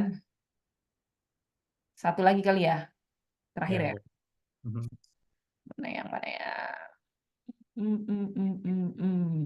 Nah, ini aja nih. Mahasiswa di Universitas X mengalami kesulitan membayar biaya pendidikan. Tingginya biaya pendidikan yang harus dibayarkan membuat banyak mahasiswa terpaksa tidak lanjut kuliah. Untungnya, pemerintah menyediakan beasiswa bagi mahasiswa yang kurang mampu. Mana yang paling mungkin menjadi asumsi yang mendasari argumen di atas? Biaya kuliah, di sini apa nih? Kesimpulannya, pemerintah menyediakan beasiswa bagi mahasiswa yang kurang mampu ya. Biaya kuliah menjadi beban yang sangat berat bagi semua mahasiswa di Universitas X. Ada banyak faktor yang menyebabkan mahasiswa kesulitan membayar biaya pendidikan. Mahasiswa yang kesulitan membayar biaya pendidikan berasal dari berbagai latar belakang. Enggak, yang C udah enggak. Banyak mahasiswa berhenti kuliah karena tidak mampu membayar biaya pendidikan yang mahal. E, tidak adanya subsidi biaya pendidikan menyebabkan banyak mahasiswa tidak melanjutkan pendidikan. Mirip-mirip ya. Coba kita baca lagi. Manakah yang paling mungkin menjadi asumsi yang mendasari argumen di atas? Mahasiswa dengan tingginya biaya pendidikan membuat mahasiswa tidak melanjutkan kuliah. Pemerintah menyediakan beasiswa bagi mahasiswa yang kurang mampu. Nah, sebenarnya ini kesimpulannya ini loh guys. Karena mahasiswa itu kesulitan membayar biaya kuliah, akhirnya pemerintah menyediakan beasiswa bagi yang kurang mampu. Oke, manakah yang paling mungkin menjadi dasar argumen di atas? Argumen yang dimaksud tuh argumen ini nih. Si pemerintah menyediakan beasiswa bagi mahasiswa yang kurang mampu. Jadi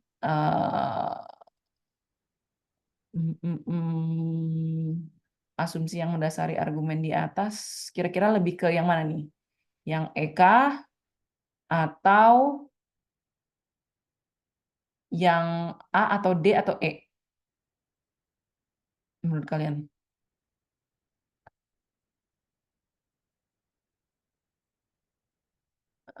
Ada yang lupa ini. Ini lumayan tricky nih soalnya. Banyak mahasiswa berhenti kuliah karena tidak mampu membiayai biaya pendidikan yang mahal.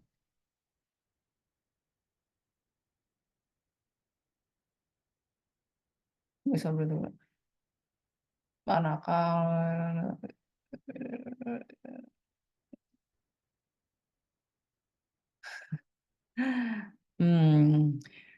sebenarnya maksud dari soalnya ini kita harus pahami dulu mana yang paling mungkin menjadi asumsi yang mendasari argumen di atas.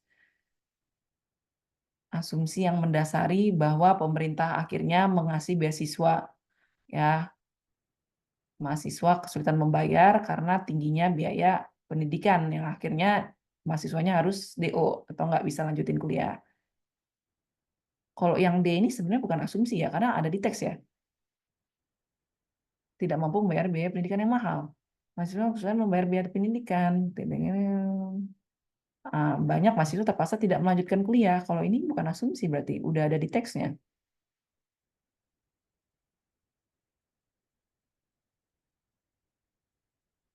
Tapi sebenarnya bingung sih apa yang diminta sama pembuat soal ini ya. Karena yang D itu bukan asumsi. Di teksnya kan dia udah bilang bahwa banyak mahasiswa berhenti kuliah karena nggak mampu bayar biaya pendidikan yang mahal. Tapi ya mungkin antara D sama E sih. Bingung ya, Mira? Iya, kan banyak mahasiswa tidak melanjutkan pendidikan. Ya, kalau aku sih antara D dan E. Cuman yang D ini masuknya bukan asumsi. Ini emang udah ada di teks gitu. Asumsi itu apa sih? Kalau halo? Asumsi itu sesuatu pernyataan yang belum bisa dibuktikan benar. Dugaan kan? Dugaan, ya. Kita assume, kita menduga, aha, kayaknya gini nih gitu kan, berdasarkan mungkin ciri-ciri, mungkin berdasarkan karakteristiknya gitu ya. Mm-mm. Makanya kalau yang D ini kan sebenarnya udah ada di teks ya, jadi bukan asumsi lagi gitu loh.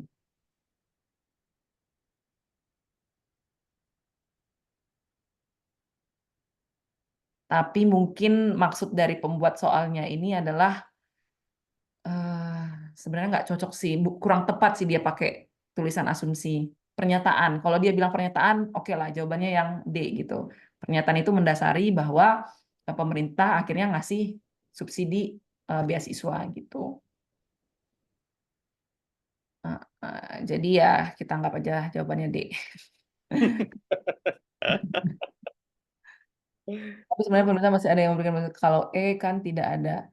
Nah, justru itu dengan asumsi bahwa nggak ada subsidi biaya pendidikan yang diberikan, maka pemerintah ngasih gitu. Paham nggak maksudnya? Kan bisa jadi dilihat dari sudut pandang yang berbeda kan. Untungnya pemerintah menyediakan beasiswa bagi mahasiswa yang kurang mampu. Makanya kalau misalkan kan si pertanyaannya adalah mana yang paling mungkin menjadi asumsi yang mendasari argumen. Kalau argumennya ini pemerintah menyediakan beasiswa bagi yang kurang mampu, berarti adalah yang tidak ada subsidi biaya pendidikan. Makanya pemerintah ngasih gitu. Bisa juga dilihat dari situ. Tapi mungkin si pembuat soalnya lebih ke yang D kali ya, yang E itu kayak kejauhan gitu. Ya, Ini kalau ada yang nanya, Mir, jawabannya apa jawabannya? kemarin di X banyak yang debat. Apa? Ini Kak, kemarin di X baik yang debat masa PU-nya Kak Mira dan PU-nya lembaga lain. Itu gimana ya, Kak? Maksudnya gimana? Nggak tahu. Kan lu udah nggak main Twitter lagi kan? Makanya kenapa masih tunggu. Mazhab PU-nya Kak Mira yang dimaksud itu gimana sih?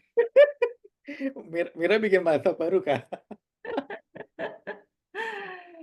karena gini loh, kadang-kadang tuh soal UTBK nggak pakai mazhab yang strict to logika formal gitu. Tapi di beberapa video yang pernah gue buat di YouTube, itu memang ada soal-soal yang strict to logika formal. Jadi ya gue akan bahas dengan fokus ke logika formalnya gitu. Makanya ketika nanti ada soal PU dari lembaga lain, nah bisa jadi itu udah masuk ke yang tadi kontekstual atau interpretasi ke realitas sehari-hari gitu. Makanya wejangan gua tadi jangan ngotot ke satu mazhab, tapi kalian harus lihat konteksnya. Kira-kira pembuat soal ini pengennya seperti apa ya gitu. Dan dari A, B, C, D, E sampai E itu yang paling mendekati yang mana. Oke. Katanya sempat viral, aku adanya X tapi lupa ada yang lurusin gitu. Oh, berarti masih banyak ngomongin lo di Twitter, Mir. Coba boleh kalau ada linknya. After all this time. Aku udah nggak buka Twitter lagi soalnya guys. Nggak mau kan lagi di-mention siapa. Udah tobat dia dari Twitter. Cukup, cukup Twitter. Bye. Aduh. Iya, iya. Gimana rasanya Kak jadi pembuat mazhab? Aku aja baru tahu aku membuat mazhab guys. Iya, kayak orang-orang mungkin kayak, oh ini tuh Mira tuh kayak gini. Jadi orang mungkin kayak ini mazhabnya Mira gitu. Ya mungkin kayak orang salah sangka kali gitu ya. Iya ya. Tapi mungkin dulu soal-soal UTBK itu nggak terlalu kontekstual kali ya. Maksudnya kalau di soal-soal CPNS atau di soal TPK, TPA yang zaman dulu itu kebanyakan memang soalnya strict ke logika formal. Nggak membingungkan kayak ini. Kalau ini kan udah dicampur-campur tuh gitu. Makanya ada perubahan jenis soal, jadinya ya timbullah mazhab-mazhab baru itu gitu. Cuma ya nggak ada yang salah, nggak ada yang benar, tergantung konteks soalnya seperti apa gitu guys. Jadi memang harus pinter-pinter kita menilai nih, kira-kira pembuat soalnya maunya seperti apa ya gitu. Makanya jangan strict lah pokoknya ke satu mazhab. Yang aku tanya tadi ada aja yang jawab air bisa dipakai mandi. Kalau yang air bisa dipakai mandi itu sebenarnya agak kejauhan ya. Ya agak kejauhan sih benar. Iya, heeh.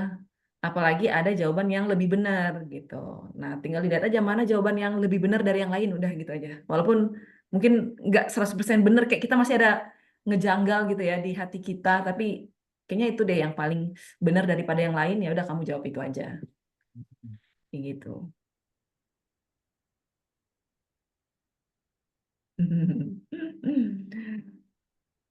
Ada nggak sih yang mau ngasih linknya? Aku mau lihat juga, aku jadi penasaran.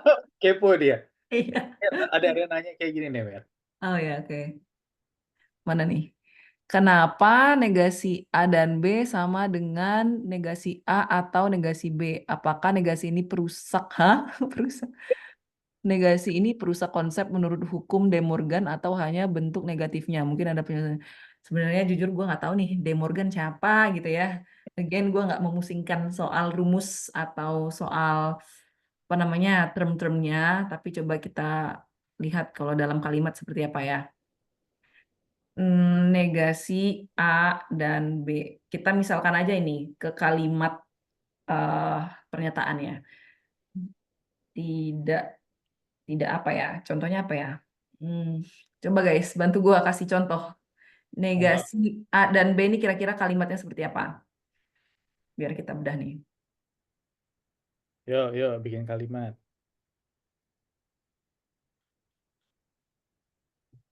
Tidak, contohnya aja ya. Tidak membawa kamera dan Ya. benda tajam. Misalkan ini. Nah, tidak membawa kamera atau tidak membawa benda tajam.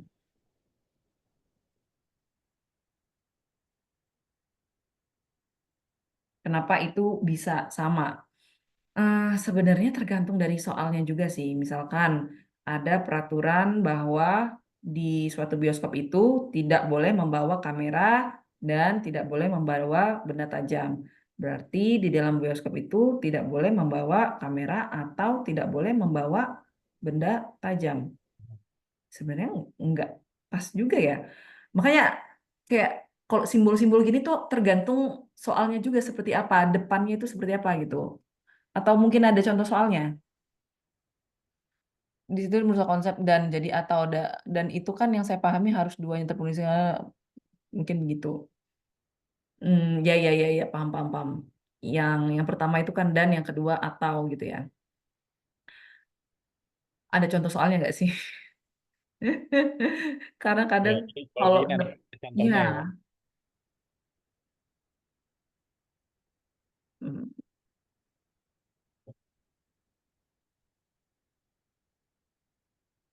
Itu negasi A dan B berarti sama dengan negasi A dan negasi B. Tidak karena konsep dan itu kebalikannya atau sejujurnya ya, gue tidak tahu guys, karena ini rumus-rumus yang butuh hafalan. Ya, saya tidak menghafal rumus.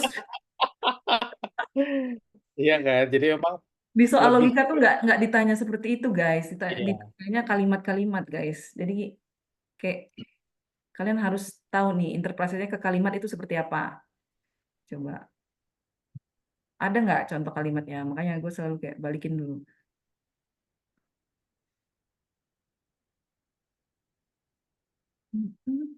Coba, nah itu ada itu. Hujan turun dan tidak macet, tetapi apa tuh? Mana? Kalimat di ini di chat Hujan turun. Yang mana sih?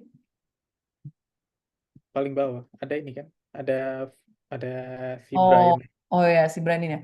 Hujan turun dan tidak macet, tetapi walaupun namun sedangkan. Nah, maksudnya gimana sih? Oh, ini maksudnya dia itu adalah negasi P dan Q sama dengan negasi P. Ini Atau, atau negasi Q gitu ya. iya. Contoh Kalau kalimatnya negasi gimana?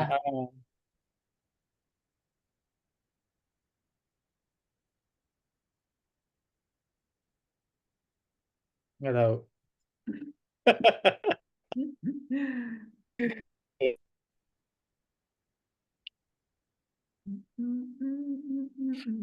Kenapa kuncinya bisa berbeda tapi bentuk soalnya sama? Oh, yang mana? Oh, yang ini.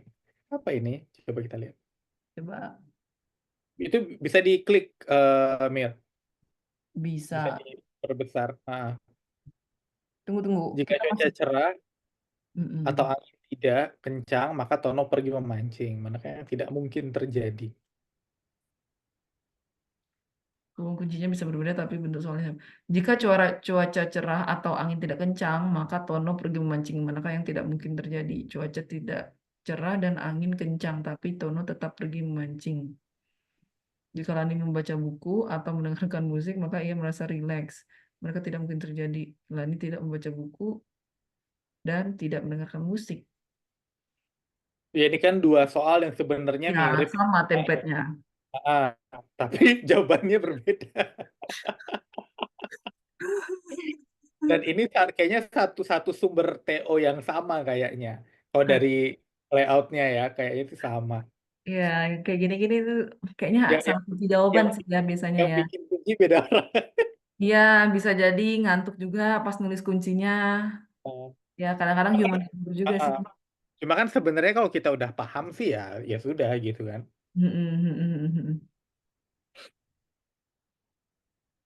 Dan jika cuaca cerah atau angin tidak kencang, maka Tono pergi memancing. Manakah yang tidak mungkin terjadi? Kan berarti kan mereka harus paham dulu tuh seperti apa.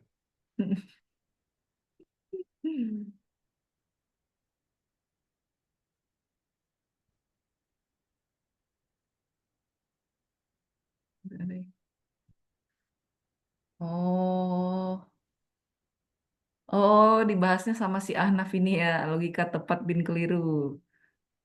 Sebagai referensi tersebut harus ikut tanggung jawab untuk mengklarifikasi juga.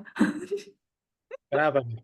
Siapa? Nah, ini ada yang kirim ke DM gua, ke PC Ah. yang si X itu tadi perdebatan mazhab gitu. Oh, apalagi? Kapan itu? Tanggal 16 September ini kayaknya, 2024. 2024. Iya. Baik. Oke. Aku foto dulu nanti aku cari. Menarik, guys. Oke.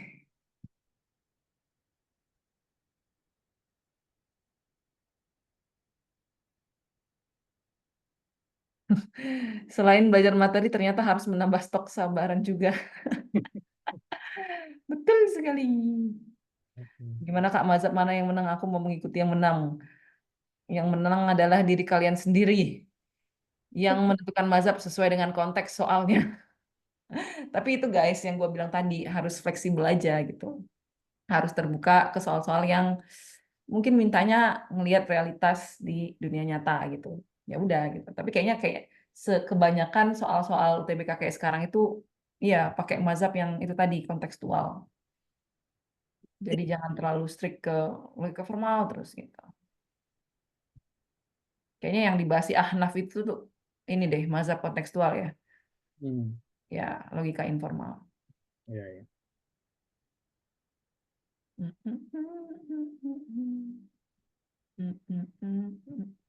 Tapi yang tadi gimana tuh Mir? Yang tadi jawabannya beda. Tadi yang sebenarnya yang mana harusnya? Benar kan tadi? Coba bentar, gue belum bacanya. Ah, Jika cuaca cerah atau angin tidak kencang, maka Tono pergi memancing. Mana yang tidak mungkin? Cuaca tidak cerah dan angin kencang. Ya, yang pertama sih yang benarnya.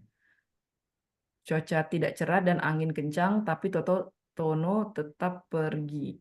itu kan tidak mungkin kan? Tidak mungkin terjadi kan? Tunggu, tunggu. Kalau ini jawabannya Lani membaca buku tetapi tidak merasa rileks. Cuaca cerah tapi Tono tidak pergi memancing. Hmm, cuaca cerah. Tidak mungkin terjadi yang A udah pasti salah. Iya, yang nomor 8 ini salah kunci nih. Hmm. Iya, yang C jawabannya. Iya. Ya kadang suka gitu. Cuma ya kadang memang kan kalau gue kan sering bilang ya kalau di tryout itu ya kadang bisa jadi suka salah kunci gitu kan. Ya. Mm-mm. Cuma kalau di UTBK tuh hampir hampir pasti nggak ada kesalahan sih karena udah di Betul. apa ya diperiksa sekian rupa gitu supaya nggak ada kesalahan sama sekali. Kalau di UTBK, kalau di tryout ya biasa ada salah kunci, ada salah-salah pemahaman. Kadang antar tutor aja kadang bisa bisa beda pemahaman. Benar, benar, betul sekali. Heeh, kayak kayak ya gue pun di bahasa Indonesia kan juga banyak perbedaan pendapat juga gitu kan. Itu sering banget kayak gitu. Benar, benar. Iya. Gitu. Kalau di soal-soal PBM, PPU, PU ini yang paling banyak perbedaan pendapat memang. Ya, Kalau betul. PK itu lebih lebih jelas Udah lah. pasti kan? Heeh. Pasti. Makanya tidak mungkin itu diapain Kak? Dinegasi Kak? Tidak mungkin terjadi itu adalah maksudnya pernyataannya pasti salah gitu. Tidak mungkin terjadi, pasti salah. Tapi si logika tadi kalau nggak salah dia berurusan matematika. Kalau nggak salah tabel kebenaran itu ada di materi logika. Math itu bersifat pasti harusnya logika soalnya. Nah, ya itu tadi logika itu kan ada dua kan yang udah gue jelasin tadi. Ada yang formal sama yang informal. Yang formal itu tadi yang dipelajarin di bab matematika, logika matematika gitu. Jadi kalau lu belajar logika di matematika ya itu tadi cuma logika formal gitu. Tapi kalau kata-katanya itu penalaran umum, nah itu beyond logika matematika gitu. Jadi kayak lu diminta juga untuk menggabungkan atau menalar nggak cuma dari logika formalnya aja, tapi ngelihat juga nih ke realitas atau konteksnya seperti apa gitu. Makanya ada perbedaan apa namanya? Kadang-kadang kata-katanya tuh diparafrase walaupun maknanya sama yang kayak gitu-gitu loh. Jadi nggak plek-plek, ketiplek gitu. Ya, jadi harus bisa lebih fleksibel. BTW kalau nggak salah teknologi Ducati pernah, iya, eh, ya ada yang enggak. Kayaknya tahun berapa itu pernah dihapusin gitu loh. Oh Ada iya ya. yang dikasih, ada juga yang enggak. Iya, jadi tergantung kurikulumnya juga. Kalau gue dulu justru nggak ada Jan logika matematika di Iya. sekolah. Nggak Gue masuk gue ingetnya ada di ini soalnya itu gue masuk di himpunan-himpunan gitu kayak diagram Venn itu gue belajar itu. Nah, ya diagram Venn memang ada, tapi kalau yang kayak precisely logika matematika yang jika maka dan Ya, atau, nah ada itu itu gue. banyak yang nggak ada juga kadang. Gue kelas 10 tuh masih dapat. Kelas 10 bahkan kelas 10 SMA gue dapat itu. Eh, ada tuh ada juga yang ada tapi kayak gurunya nge-skip gitu. Jadi Hmm, bukan sesuatu yang dirasa penting atau mungkin gurunya kurang paham juga atau gimana gua kurang tahu. Tapi ya kadang-kadang jadi nggak dibahas secara mendetail. Jadinya ya siswanya nggak inget kalau pernah belajar itu. Padahal sebenarnya ada di buku gitu. iya, iya, iya. Itulah guys.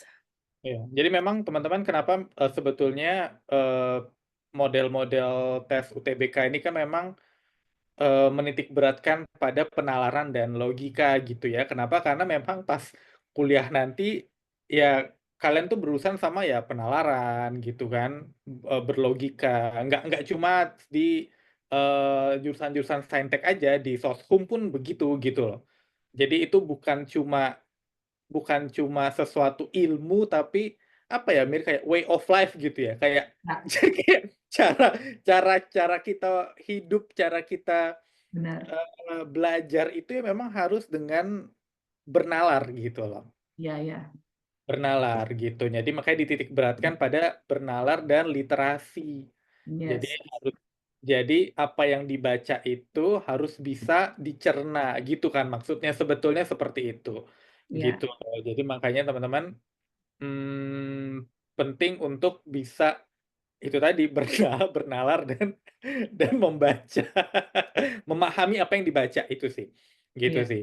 Kayak kalau misalnya kayak Mira gitu kan orangnya sebetulnya nggak terlalu yang eh, rumus banget gitu kan sebenarnya Mira ya, tapi memang lebih karena memang punya basicnya itu adalah nalar tadi, logika gitu ya. Kalau begini maka begitu. Nah itu pun ya gue sering bilang sama anak-anak untuk PBM pun seperti itu bahasa Indonesia. Coba bikin contoh kalimat sendiri. Jadi kalau misalnya ini seperti ini, nanti kalimat yang itu gimana? Kan gitu sebetulnya.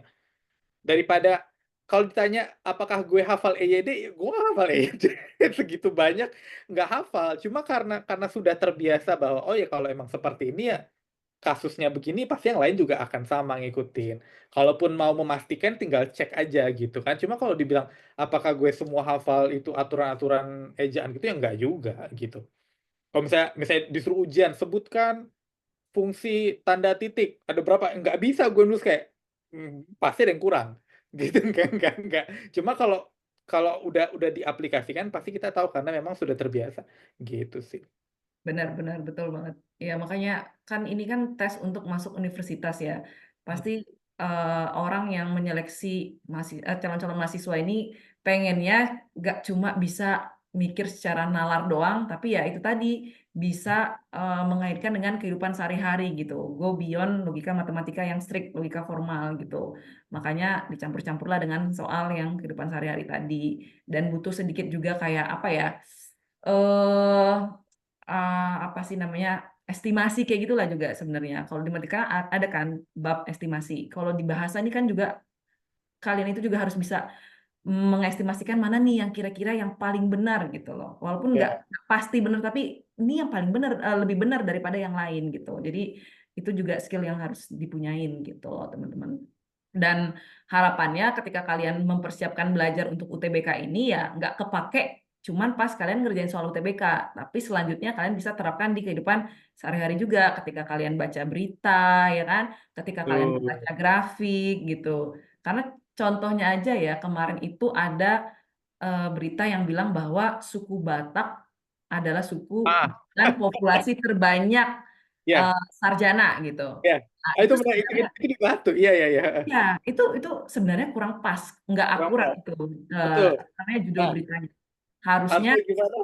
ya, harusnya suku Batak adalah suku dengan persentase sarjana terbanyak per populasi suku Oh, se-Indonesia gitu. Karena kalau dibilang yang terbanyak itu sebenarnya suku Jawa ya, Jawa betul. Iya. 9% dikali total populasi Jawa. Sementara Ya, Batak tadi 18% dikali total populasi Batak. Nah, itu kalau ditotalin lebih banyak yang Jawa gitu. Tapi persentasenya lebih gede yang Batak kayak gitu. Nah, kayak gitu-gitu tuh. beda ya, beda Iya, beda heeh. beda pemahaman akhirnya kita beda Beda bisa. maknanya, makanya. Betul. Cuman kan kadang-kadang jurnalis ya namanya kan nulis berita itu apa ya? Yang penting eye catching ya kan Jan, kayak yang penting gampang dimengerti eye catching. Coba aja kalau ada jurnalis yang nulis persentase terbanyak, nah itu kan bingung juga ya masyarakat jadi bacanya. Makanya kadang simplifikasinya berlebihan jadinya maknanya salah gitu. Nah, harapannya kan kalian ini calon generasi penerus bangsa bisa nanti menulis berita dengan lebih benar lagi, baca berita dengan benar, narik kesimpulan dengan benar seperti itu. Jadi nggak ada yang salah-salah lagi. Berarti Ya, lebih baik paham daripada hafal. Benar sekali. Karena benar. guys, ilmu pengetahuan itu kan apa ya, bisa saja berubah seiring dengan kita makin maju teknologinya, ya kan? Ada penemuan-penemuan baru, penelitian baru gitu. Jadi kalau kita ngafalin pengetahuan yang dari dulu-dulu aja, terus kita nggak mau terbuka, ya nggak bisa juga gitu. Karena kita harus bisa terbuka dengan perubahan gitu. Makanya harus paham. Kalau kita paham dari yang eh, pengetahuan dulu, ketika ada pengetahuan baru, kita bisa ngerti, oh kenapa nih ada pengetahuan baru ini, oh ternyata ini nge-replace yang sebelumnya, yang kayak gitu-gitu loh. Kan kayak di fisika juga ya, kayak konsepnya Newtonian, terus kemudian nanti ada konsepnya Einstein, kayak gitu-gitu. Jadi kalau ngapalin aja ya, itu nggak akan bisa berkembang ya. Waktu buat berita salah penggunaan kapital langsung masuk tweet Kak Fauzan nanti. Ya. Iya, iya. Eh, ya, begitulah. Oke, ada Oke, lagi kalau sudah? lagi yang tanya. Tadi ini si Brian nanya nih kan, berarti tidak mungkin terjadi sama pasti salah itu bedakah? Itu sama ya teman, tidak mungkin terjadi, tidak mungkin, bukan mungkin ya. Kalau mungkin terjadi itu beda lagi. Kalau dia Nah, bilang tidak mungkin berarti impossible gitu. Pasti salah, 100% pasti salah. Gitu. Oke, paham ya? hmm. Hmm. Perdebatan mazhab akhirnya berakhir. Oke, haruskah kita Oke, ya selesaikan? selesai ya. Oke, udah 2 Nanti jam. pokoknya kalau kalau ada bingung-bingung langsung cek YouTube-nya Miracle. Iya, Semua ada di situ. ya. Perdebatan-perdebatannya pun ada di situ. Di kolom komen juga kayaknya banyak yang berdebat di situ. Banyak, banyak ya. Ya nggak apa-apa. Memang ilmu itu harus diperdebatkan ya. Justru itu, justru itu yang bikin kita maju ya. Yang di X urusin Kak, aduh aku mager banget buka X lagi. Apalagi Dan dia aja dia yang urusin coba. dia udah tobat dari dunia pertwitteran.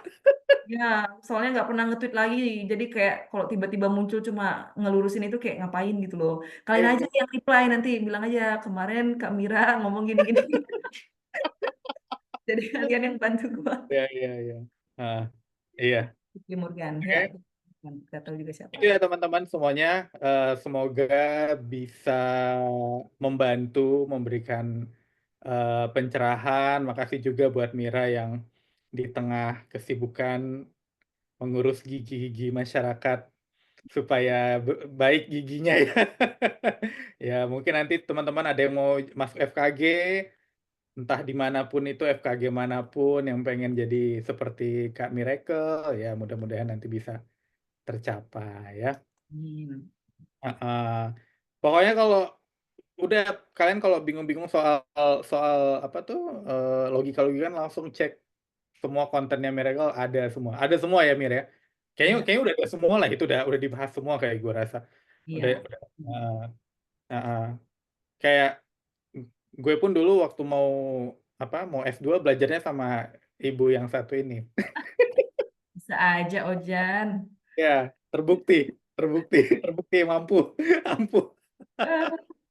Dengan Ya, keterbatasan matematika dan ya, logika. bukan, ah, Padahal mahasiswa FKG gitu oke. ya, tapi diminta tolong ngerjain Hmm, matematika. Sudahlah. iya, itulah. Oke, nanti rekamannya juga akan diupload oleh Kak Mira. Nambah Siap. konten. Ya, Nanti, aku akan upload di YouTube nanti gue guys. share juga. Kalau boleh minta PPT nanti boleh ya, Mir ya. Boleh, boleh, boleh. Oke, gitu aja. Supaya nggak terlalu malam juga, kalian juga mau istirahat. Besok kan pada sekolah ya, supaya bisa istirahat. Begitu juga dengan kami-kami yang sudah lebih berusia. Oke, ada lagi, Mir mau ada kata-kata Udah. Paling Pamungkas. ya, thank you Ojan udah ngundang aku ngisi sesi nih. Kangen juga sih ngobrol sama anak-anak, bahas soal lagi, udah lama enggak. Makasih juga buat teman-teman yang udah mantengin dari awal sampai akhir. Maaf kalau aku ada salah kata atau bahasnya kecepatan atau ngomongnya nggak jelas. Semoga sharing session malam ini bisa bermanfaat dan menambah bekal kalian nanti siap tempur UTBK 2025. Semangat! Semangat semuanya. Oke. Terima kasih semuanya. Terima kasih Amir ya. Thank you. Ya, thank you semuanya. Lagi. Bye-bye. Izin Bye.